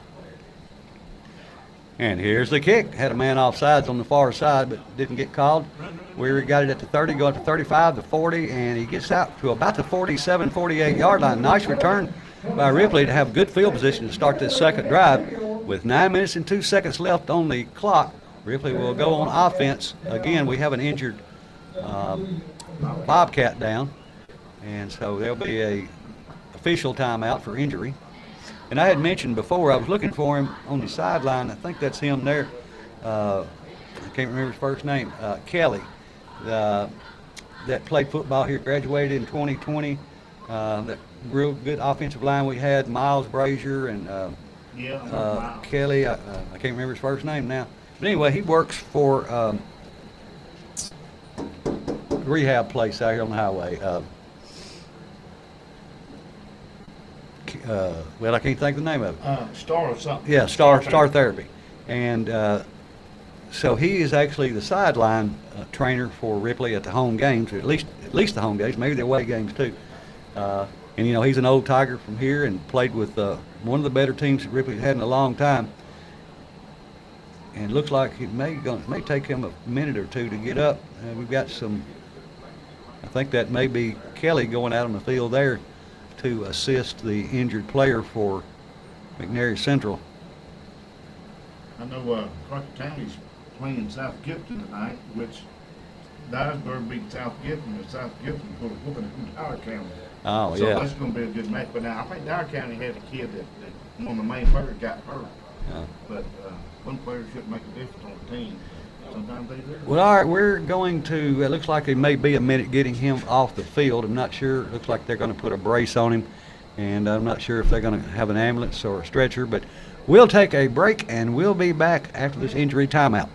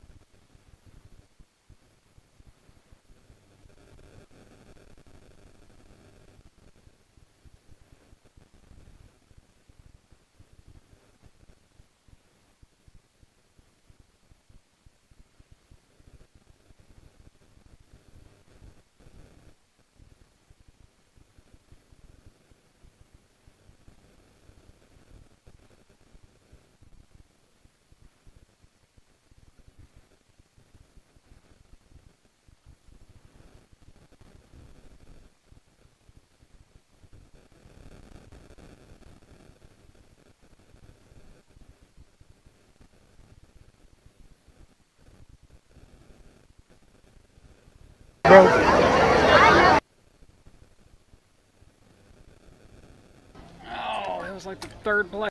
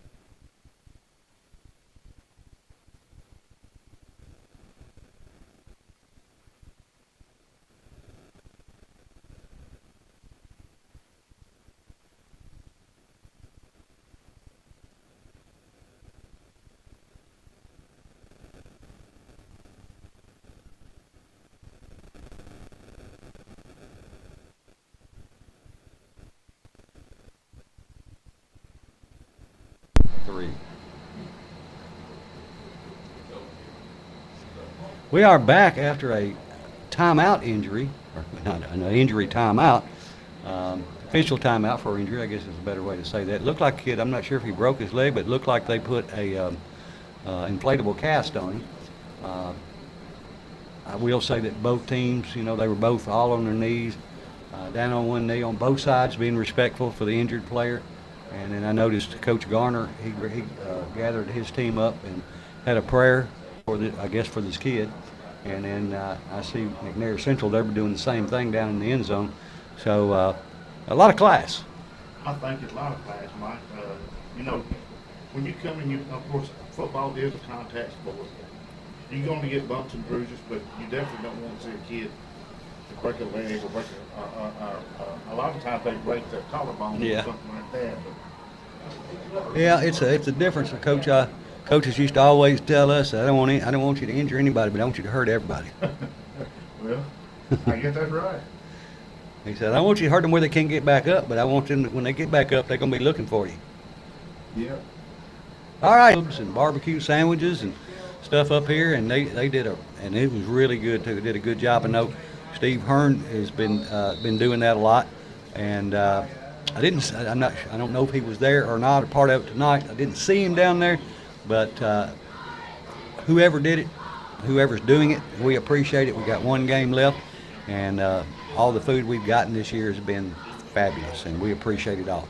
All right, 3 wide to the left, 1 to the right, man in motion. And it's a swing pass out, and it's complete.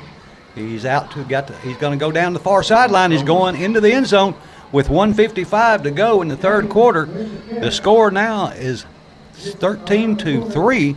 McNairy over Ripley as they get ready for their point after.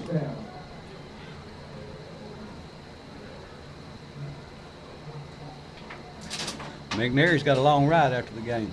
I'd like to make it longer by winning. Yeah.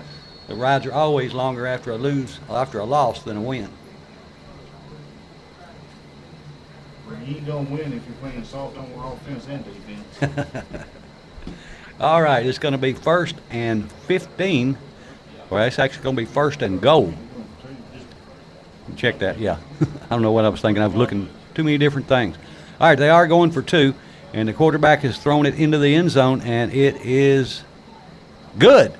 So the score now 15-3. I'm not sure what the reason of that 2-point conversion was, but at any rate, they made it, and so they're going to be kicking off. We're going to take a 30-second break, and we'll be back with the kickoff right after this.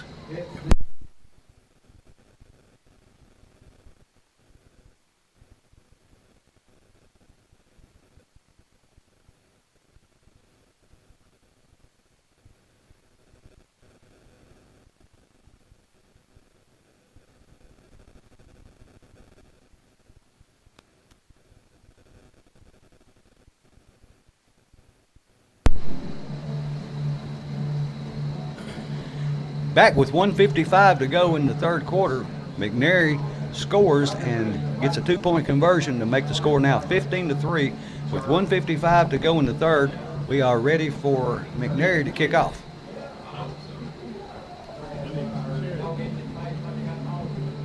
You know, are they going to do anything tonight after the game? Either. I think she said. I would think they said. All right, we are ready for the kickoff. McNairy tees it up, center of the field. Again, 1:55 to go in the third quarter. McNairy over top of Ripley by the score of 15-3. Ripley has 2 back deep. They stand at about the 15-yard line.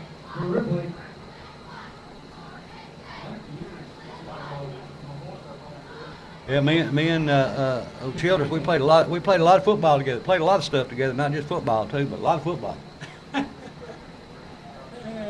And Odell, me and him, he used to be the milkman around here. All right, here we go. Here's the kick, and it's a short end-over-end kick. It's going to be taken at the 28. He crosses the 30 and the 35 and the 40, and gets knocked out of bounds at about the 40. And they're going to say, let's see where they're going to say.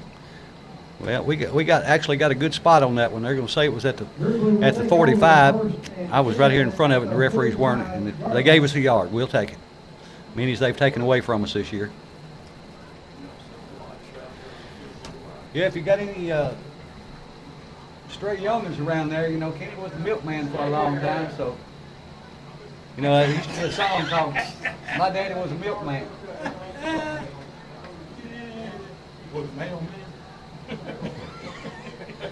All right, here come the Tigers. This time one wide left, everybody else in tight. Wing left, wing right, and H-back to the right.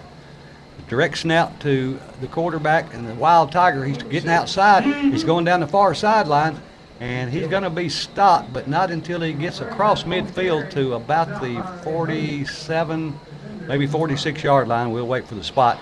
It's going to be short of the first down, but only about a couple of yards, so it's a 2nd down and 2, 8-yard gain on that first play, or first down play, with 1:20 to go in this third quarter. Ripley on the move.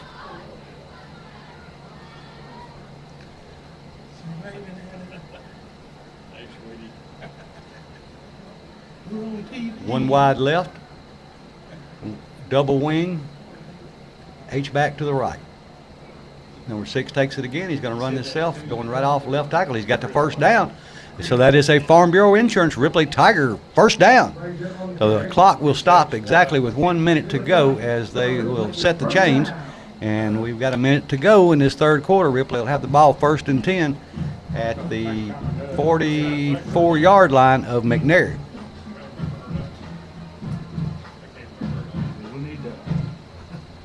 We need 2 touchdowns to win. I don't know if we do it. I hope we do. I hope so too. We still got another quarter to play, so we'll see. All right, wide left, wing right, or double wing, and H-back to the right as well. Direct snap again to the Wild Tiger, and he takes it and he runs off the right side. A whistle must have blown because a flag comes out now, but play was stopped before it actually got started. I was going to say it's probably going to be a procedure penalty against Ripley, and that'll back us up 5 yards, so that stops the clock with 27 seconds to go. How many flags has McNairy got? One that I can remember. One. Remaining first down. Our home cooking is working backwards. Yeah, it's going back. Yeah, we got to see a lot of. I got to see a lot of people I haven't seen in a long time over at the reunion tent they've got there. Diane Hamilton was there. Susan Falk, Lee and Lulu Latham, of course Kenny Smith and Mark Childress, and there's going to be a timeout called. And so we got to see a lot of those people over there. I was trying to think who else I saw. Kenny Howard. I can't remember. I saw quite a few people, but I didn't get to see them long because I just ran over at halftime and had like 3 or 4 minutes to visit and then get back. But it was great seeing a lot of those people. And again, tomorrow night, if you graduated between 1970 and 79, come out to the country club. You can pay at the door, and just see a lot of people you hadn't seen in a long time. Some I haven't seen in 50 years, and probably the majority I'll never see again.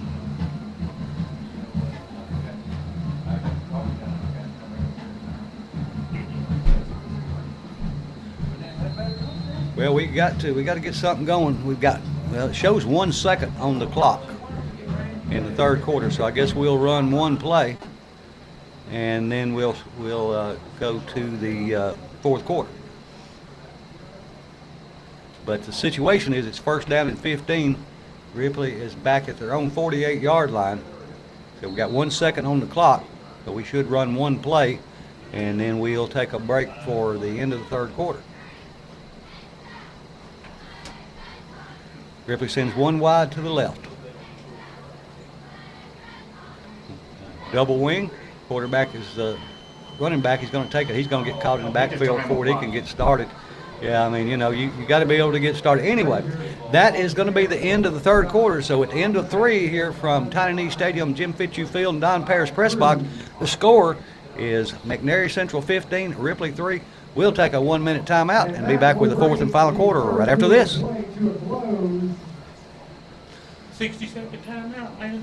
with 1 quarter There she remaining. said, 60 seconds. Yeah. 3, McNairy Central Bobcats. Yeah, I was trying to think of a story I could tell about you.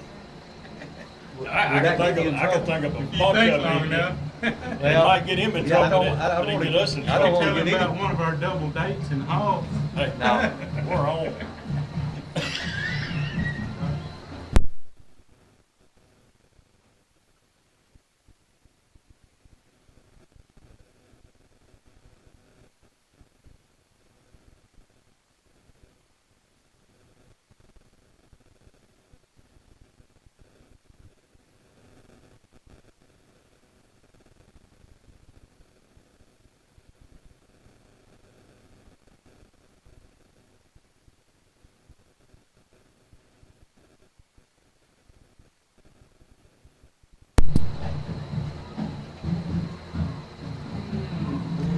Back with the fourth and final quarter. The situation is Ripley has the ball. It is 2nd down and 15 to go. They have the ball at their own 47-yard line. They are trailing McNairy Central in a region matchup by the score of 15-3. Ripley's going to send 2 wide to the right, 1 wide to the left. Theus back in at the gun. Now they've got 2 wide left, 2 wide right. A lot of pink out for Cancer Breast Care Awareness Month tonight that the team Ripley's wearing. All right, Thea's in the gun. Takes a snap, drops straight back, looking to throw, looking to his left, now looking to his right, now looking downfield. Now he's flushed out of the pocket. He's going to run himself down the far sideline, and he's pushed out of bounds after a nice gain. Looks like he gets down to about the 46-yard line. So that was a pickup of about 4 or 5, but we were outside the stick, so it's still 3rd and about, yeah, it looks like 13. So it'll be 3rd and 13 for Ripley.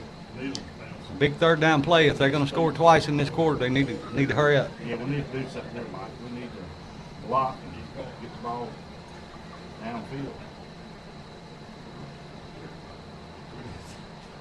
All right, Ripley breaks the huddle and come to the line. They'll send 2 wide to the right, 2 wide to the left. Theus in the gun. 1 running back to his right.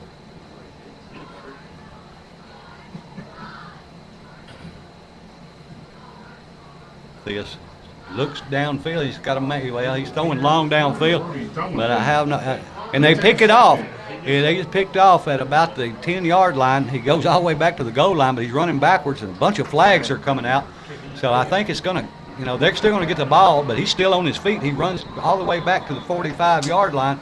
But a couple of flags on the field, I think it's going to come back for a block in the back or a hold or something. But they're still going to have possession of the ball. It's just going to be a lot further back than where he made it to. But I don't know. Evidently, he thought that the receiver was going to run a different route than what the receiver ran, and I had to go back and look at it again. But I don't know if the receiver got tripped up or he just ran the wrong route, but Theus had ran out of time. He had to throw the ball somewhere, and he threw it. He threw it long, but he threw it high enough that they were able to run under it and get it. And so it is a penalty against us.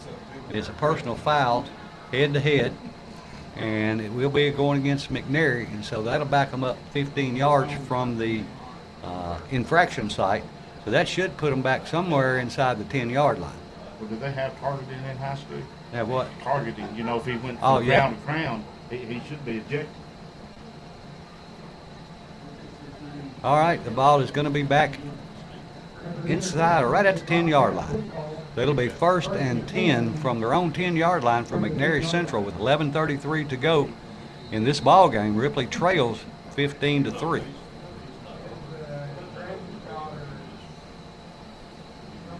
Put a man in motion, and they fake it to him. The quarterback runs right up the gut himself for a modest gain, maybe three somewhere along in there. Got our cheerleaders throwing out footballs tonight.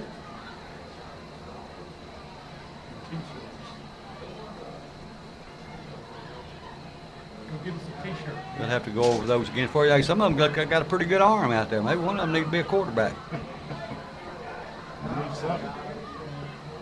All right, it's 2nd down and 10 for McNairy. 10:55 to go in the ball game. 2 wide right, 1 wide to the left.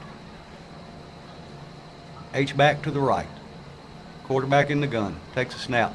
He's going to run it himself. As he tries to get around the left side. He breaks the first tackle, the second tackle, and the third one gets him and wraps him up. Number 3 was the first one there, and he held on to his foot and was able to bring him down after a short gain. Well, not too short, because he gets it all the way out to, it's 3rd and 1. So he's got the ball out to the 19-yard line. At this point, Baker's running the clock. Oh, yes, no doubt about I don't that. blame him. No. Now, there, of course, not having those clocks in the end zone, really hurts you when you're trying to milk the clock.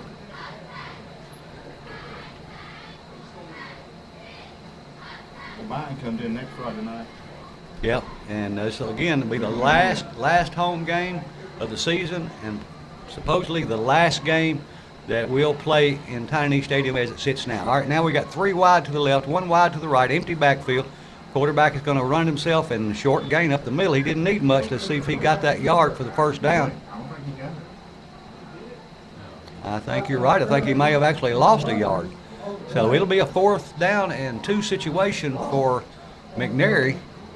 And their punt team comes on. You stand by the Ripley Tiger defense. Yeah. Good job. Now we need to return this punt all the way. At least get some good field position out of it. We're at 9:20 and counting in this ball game. I'll be happy if one of them just blocked. It'd be nice to to block the punt right here.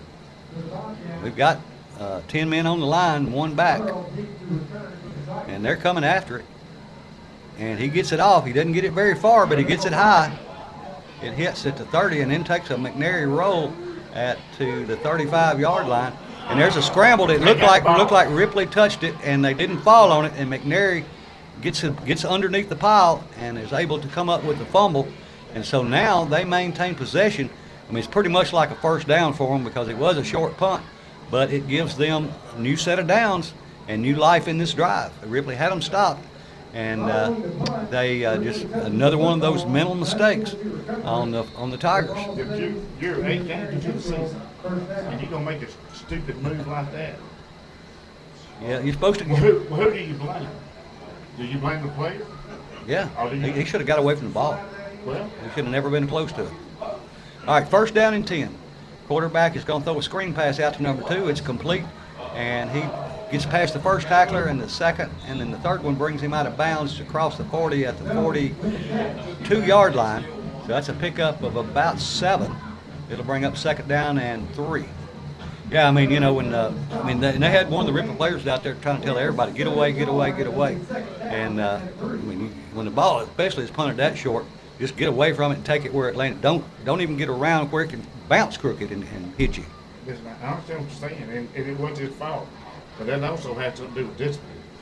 Well, yeah, I mean that's mental. That's mental discipline.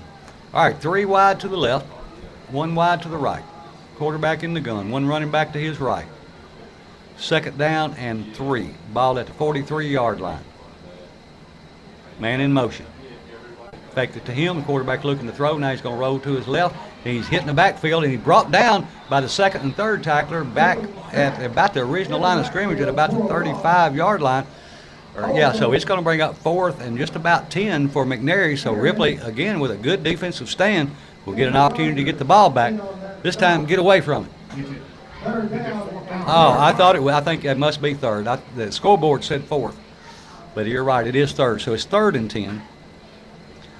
Hopefully we can say that after this play. 7:50 to go in the ball game.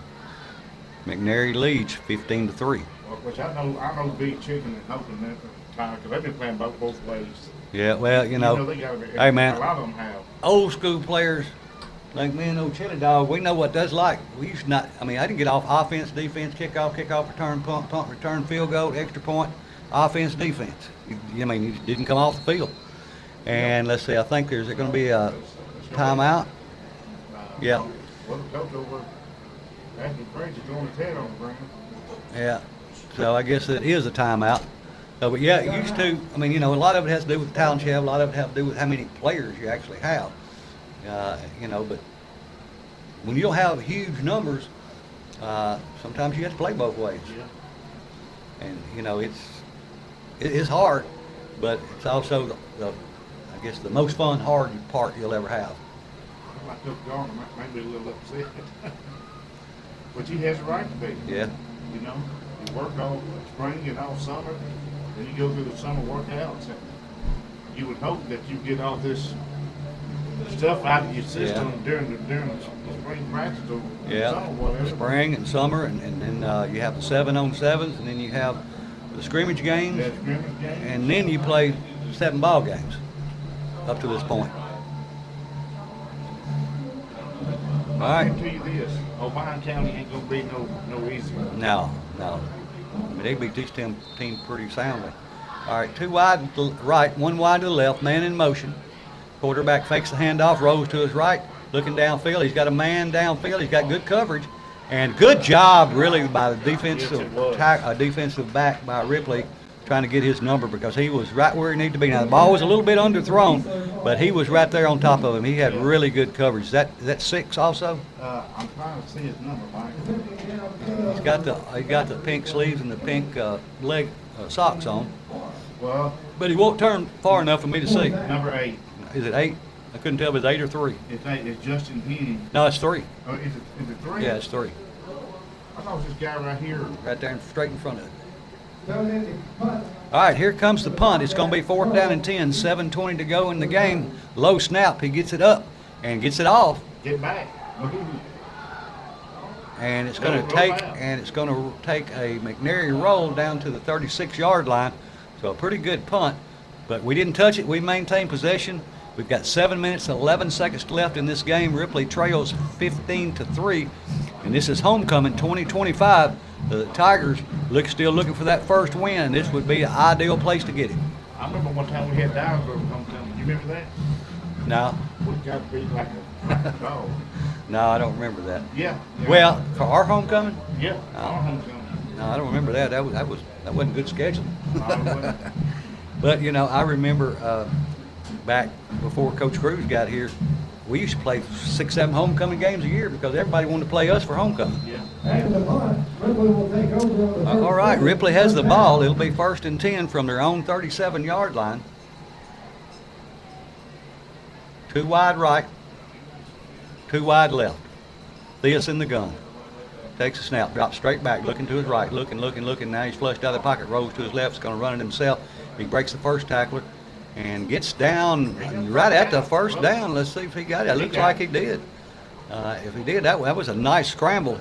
He may do better just dropping back and making the defenders go back and then just running the ball. They're going to say it's 2nd down. Well, now they're saying it's 1st down. The marker said 2nd. So that is a Farm Bureau Insurance Ripley Tiger 1st down, as it'll move the sticks. And we've got 7:01 to go in the ball game. Ripley on the move. The ball at their own 47-yard line. Clock still winding. 6:50 to go in the ball game. Well, it's a plus because at least it's not a running clock. We've had them every game. I think except for maybe the Lake County game. Yeah. All right, 2 wide to the right, 2 wide to the left. Theus in the gun. Low snap, he takes it, looking to throw, looking. He's got a man downfield, long ball thrown. Yeah, that's pass interference. Yeah, he didn't. Basically what he did, for those of you who can't see it, he just got in front of him and shielded him. Well, and he never turned back. Right, but I don't know if he touched it. Looked like he touched him to me. Yeah, I don't know. I was looking at the ball more than I was the receiver, but it does fall incomplete, so it'll make it 2nd down and 10. Ball still at the 47-yard line with the clock stopped with 6:26 to go in the final quarter after that incomplete pass. Again, McNairy Central 15, Ripley 3. Ripley breaks the huddle. They'll send 3 wide right, 1 wide to the left. Theus in the gun. One running back to his right. That's the freshman, number 28. Quarterback takes a snap, rolls, drops straight back, looking throw, flushed out of the pocket. Now he's going to run to his left. Yeah, he's going to get hit from behind. He's glad he didn't fumble the ball. He's going to lose several yards on that play, but he's lucky he didn't lose the ball. He was trying to find a place to run, but he was being a lot of ground gain from behind on him, and I was afraid they were going to slap the ball out of his hand without him ever turning around. But he loses about 4 yards on the play, so it's going to bring up 3rd down and 14. The nose of the ball just shading the 45-yard line, Ripley's own 45, with 5:50 to go in the game. Well, and you ain't got no choice down but to throw. Got to do something. Unless you can get some good blocking up front. 2 wide left, 2 wide to the right. Theus wanting to throw. Drop straight back, looking to his left, now looking to his right. He's got a man down on this side, and he actually, it wasn't a bad pass, a little overthrown, but he did throw into double coverage. And so it falls incomplete. But it's a flag. That should be pass interference. Well, let's hope that's what it is. These guys, you don't know what's going on. Well, there is the referee. Let's see what the head ref says. It looks like he's going to say interference. Yeah, pass interference against the defense.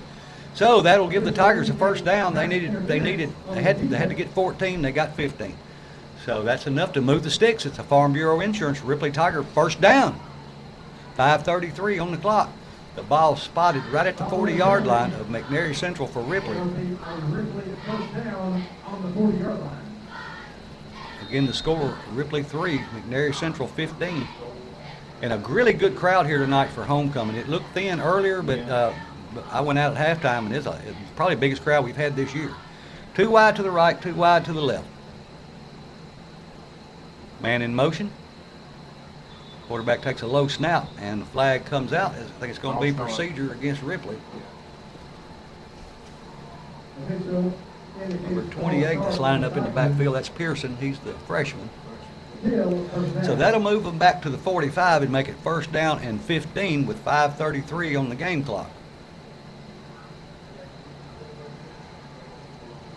Maybe we need to change football. Change it how? See who can go back to first. Well, we wouldn't have the record we are. We do if we did that. But we just gotta get better. We've got to get better and get better every week, get better every year. 2 wide to either side. Theus in the gun.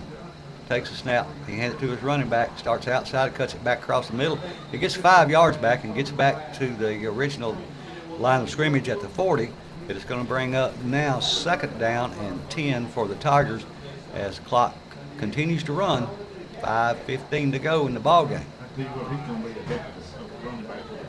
Yeah, if he stays healthy and stays out of trouble, keeps his grades good. And get some muscle. Put some pounds on him, and just get a bunch of experience. All he needs is strong red and white pants and some fat back after doing it. That'll guarantee you that'll do it. All right, here we go. Same formation, 2 wide to either side. Pearson in the backfield with Theus. Theus drops straight back, looking to throw. Got some pretty decent protection. He's throwing long downfield, but I don't know who he's throwing to. Intercepted. They sure did. They picked it off in the end zone. Now a flag comes out, and that's probably going to be against Ripley, against number 15. I don't know what he said, but he must have said something because the referee was standing right beside him, and he threw the flag. It's about the time that happened. That's our freshman, Curry. He's a sophomore. He's a sophomore. He's that freshman, sophomore? Yeah, freshman, sophomore. He probably in 2nd grade. Yeah, he said something. Yeah. So, that ball, it wasn't thrown to anybody. It was just thrown long downfield, and we did have a receiver in the area, but they also had a defender in the area, and he went up higher and took the ball at a higher spot. And no, that was against them. Oh, wow. So that backs them up. They'll have the ball. They still get the ball, but they're going to have it back at around the 10-yard line now. Wow. I thought it was against us. I thought it was I did Curry. too. I did. He saw something across the field. I thought it was going to be against Curry because he was standing close to him, and obviously he was, upset about that play. But evidently that wasn't the situation. So we got 4:40 to go in the game. It is 1st down and 10 for McNairy. They have the ball at the Ripley 10-yard line, at their own 10-yard. Check that. 4:40 on the clock. Ripley trails 15-3. 3 wide left, 1 to the right. Hand the ball to the running back, no, the quarterback, yes, and the running back basically burst out of the pile and bounces out of the pile and goes around to his left. He didn't pick up but a couple of yards, but it'll bring up, we'll say, looks like he picked up 3, so it'll be, now they move it back, so it'll be 2nd down 8. Clock continuing to run. Old Big Chicken got 2 on him. Oh, does he? Well, they just need to run around him. I mean, he's It'd take a half a day to run around him. Yeah, well, he's got 2 blocking him the whole time. Well, you know, I mean, that's, if you're that good, you'll know you're that good when you got 2 people blocking you. Well, 2 of them blocking him. Because they're not going to waste 2 on 1 if they don't need to. Because that's going to leave somebody else open, or if they're going to have to, you know, hold somebody else in the block. All right, we're under 4 minutes to go. McNairy has the ball. They come to the line, 3 wide right, 1 wide to the left. Quarterback in the gun, takes a snap. He's going to run it himself, and a flag, or at least a whistle, comes out before the ball is snapped. And it's going to be a procedure call against McNairy. So it won't be full 5 yards that they'll back them up, I don't think. It's half the distance at this point. And so that'll mark it down at about the 7-yard line, where it will be 2nd down and about 7. You got some scores, Hoss? Well, no, not really. I mean, halftime it was 14-7. South 50 North Crockett, but I think there's no been no update. Dyersburg, Covington? Milan 34 Hall, that was Halftime. Well, it's the 3rd quarter. Okay. I still don't have nothing else on television in Dyersburg. Okay. 2 wide right, 3 wide right, 1 to the left. Quarterback in the gun, takes a snap. He's going to, gets hit about the line of scrimmage, maybe behind it. It's hard to tell on that end of the field from this angle. But it's going to, yeah, he's going to lose a couple of yards. It's going to bring up 3rd down, and the ball is going to be back outside the sticks where it's going to be 3rd down. It looks like in about 14 or 15. And there must be a timeout on the field. I didn't see it called. Again, that'll give us a chance to go over our cheerleaders again. And they are Lydia Burham, Kaylee Pittman, those are your captains. Alicia Boyd, Allie Hendren, Cheyenne Houston, Julia Manley, Dariana Robbins, Reagan Conrad, Emma Heath, Carly Hutchins, Zoe Latham, which is, Zoe Latham, then Emerson Payton, which is, they call her Twig, Emerson Twig Payton, Briley Ray, Corey Smith, Taylor Banks, Maddie Carter, Keegan Gaines, Lexi Stick Baby Latham, Kaylin Perkins, Maggie Crawford, Audie Rhodes, and coached by Coach Bailey Bream. Okay, 3 minutes and 9 seconds left to go in the game. Again, next Friday night, Ripley will be at home for the last home game of the season of 2025, and supposedly the last year in this old stadium. So try to come out and let's send it off in a big way. All right, to the line now with 3 minutes and 9 seconds to go. 3rd down and 15. The quarterback throws a screen pass out. He's complete. He breaks the first tackler, and that's all he's going to get. He's going to get back to the line of scrimmage. So it's going to bring up to the original line of scrimmage. It's going to bring up 4th down and about 10. An obvious punting situation for McNairy. And they have I thought maybe they had an injured player. He's just slow getting up. Somebody gonna take a timeout? Looks like it. Somebody did. We'll keep it here with only 3 minutes left to go in the game. Again, thank you to all the sponsors for WTRB and Tiger TV. Again, it's all about the kids. And, we just, these are our kids in Ripley, win, lose, or draw. They're our kids, and we need to support them because they are the future of, the future, period, whether they stay here or go somewhere else. So we need to build these kids up and try to give them the best of everything. That's one of the reasons that, a new stadium with turf, we're able to get some more players out. Of course, we're going to play on turf anyway because half the teams that we've got have got turf, so we're going to play on it whether we've got it or not. Well, we got Westview and Covington and Dyersburg. Crockett? Yeah, Crockett's got it. I don't think O'Brien has it. Not yet. All right, it's going to be 4th and 10, a punting situation. The punter stands back in his own end zone with 3 minutes exactly on the clock. Need a block here, but we need to go after it. I don't know why we should have sent 10 men after that ball. Oh, and he fumbles the ball on the punt, but he gets back on it. And so Ripley will have the ball at the McNairy 42-yard line. And if I'd have been the coach that time, I'd have sent all 10 players, if not 11, I'd have sent at least 10 after that ball, because that's the one you want to block. If you block it, you can get a touchdown. Yeah, I mean, anything can happen. There's 2:54 left to go in the game. I mean, we could score and do an onside kick and score again. Yeah, but, we got to get that first one. You know, and I say a lot, because I know we got a lot of young players. A lot of young, inexperienced players. Yeah, and even some older, inexperienced players. And P.A. Brett, who coached at Lockett for years, it took him, I know Mike, at least 6-7 years until he headed with the football team. All right, Ripley comes to the line with 2:54 on the clock. 3 wide to the right, 1 wide to the left. Theus in the gun. Quarterback rolls to his right. Looking to throw, looking downfield. He's got a man if he can lead him enough, and it's caught, but I think he's going to be out of bounds. Let's see if they said he was in bounds or not. I don't think they did. I hope he did, but I don't think so. That was a good catch. Yeah, it was a good catch. He just let him a little too much and waited a little too long to throw it. And by the time the ball came down and he made it to the ball, it was out of bounds. So it'll bring up 2nd down and 10 with 2:44 to go in the game. Ripley will have the ball still at their own 41-yard line, trailing 15-3. I mean, Coach Gordon's got some good pieces on the field. Number 6, number 28, quarterback, if he can get his timing down and stuff, I mean, we could have a pretty decent team next season. Yeah, we'll have 9 or 10 months to work on it, and we need them all. We need to do it. 3 wide right, 1 to the left. Theus in the gun. Takes a snap, drops straight back. Looking to the left, looking to the right. Now he's flushed out of the pocket. He's going to roll to the left. He's going to be pushed out of bounds at about the 45-yard line, so he's going to lose about 5 yards. And he did not get out of bounds, so the clock continues to run. So it'll make it 2nd down and 15. I'm looking at the scoreboard. Scoreboard says 2nd down. The down marker says 3rd. And I don't know which one's right, to tell you the truth, but we're going to go with 3rd, because I think it is 3rd.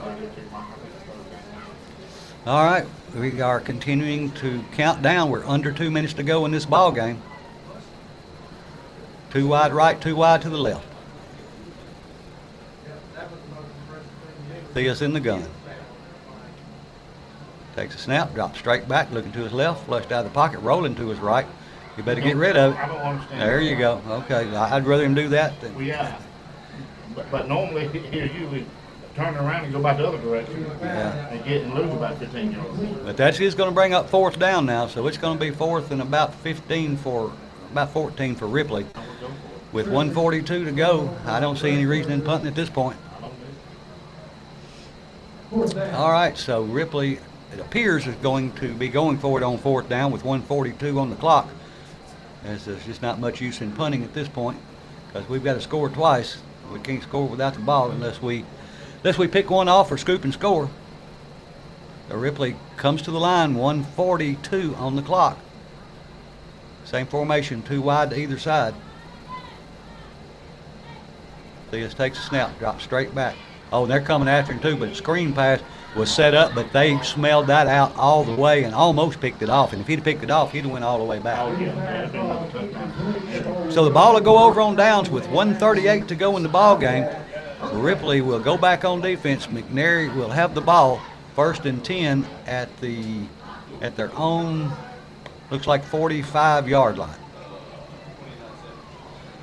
So last probably 2 or 3 plays of the game.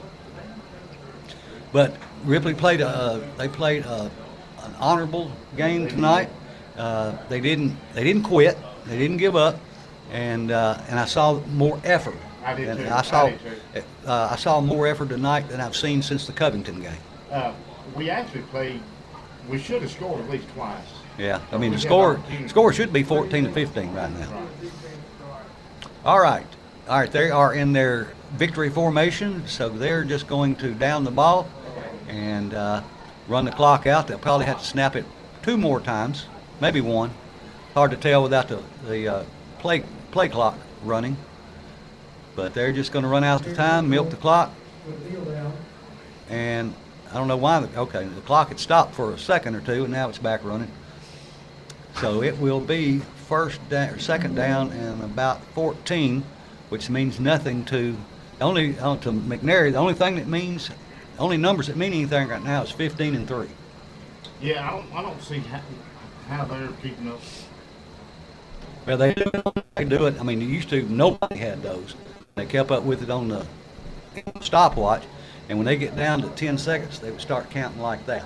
And you had to watch. you're talking about The referee would, yeah. All right, they are again in the victory formation with 40 seconds to go. This should be the last snap of the game. Again, next Friday night, Ripley will be at home, the last home game at Tiny Knee Stadium, and only one game left after that, and that will be in Dyersburg, last game of the season. So that's going to be the final score, as they will not have to stop the ball in. We're still counting down from about 15 seconds. But again, a good game tonight by Ripley, best game they played all year. But yeah, best game I've seen. If they had played this well against Lake County, they'd have won. Oh yeah, no doubt. So they are getting better. But at any rate, we appreciate everybody tuning in to WTRB and Tiger TV. I hope everybody has a great weekend. And remember, next Friday night, last home game here at Tiny Knee Stadium. So everybody make your plans to come out and be here next Friday night. And that's going to do it here from Tiny Knee Stadium, Jim Fitzhugh Field, and Don Pear's press box. Hope everybody has a great weekend. Good night, and God bless.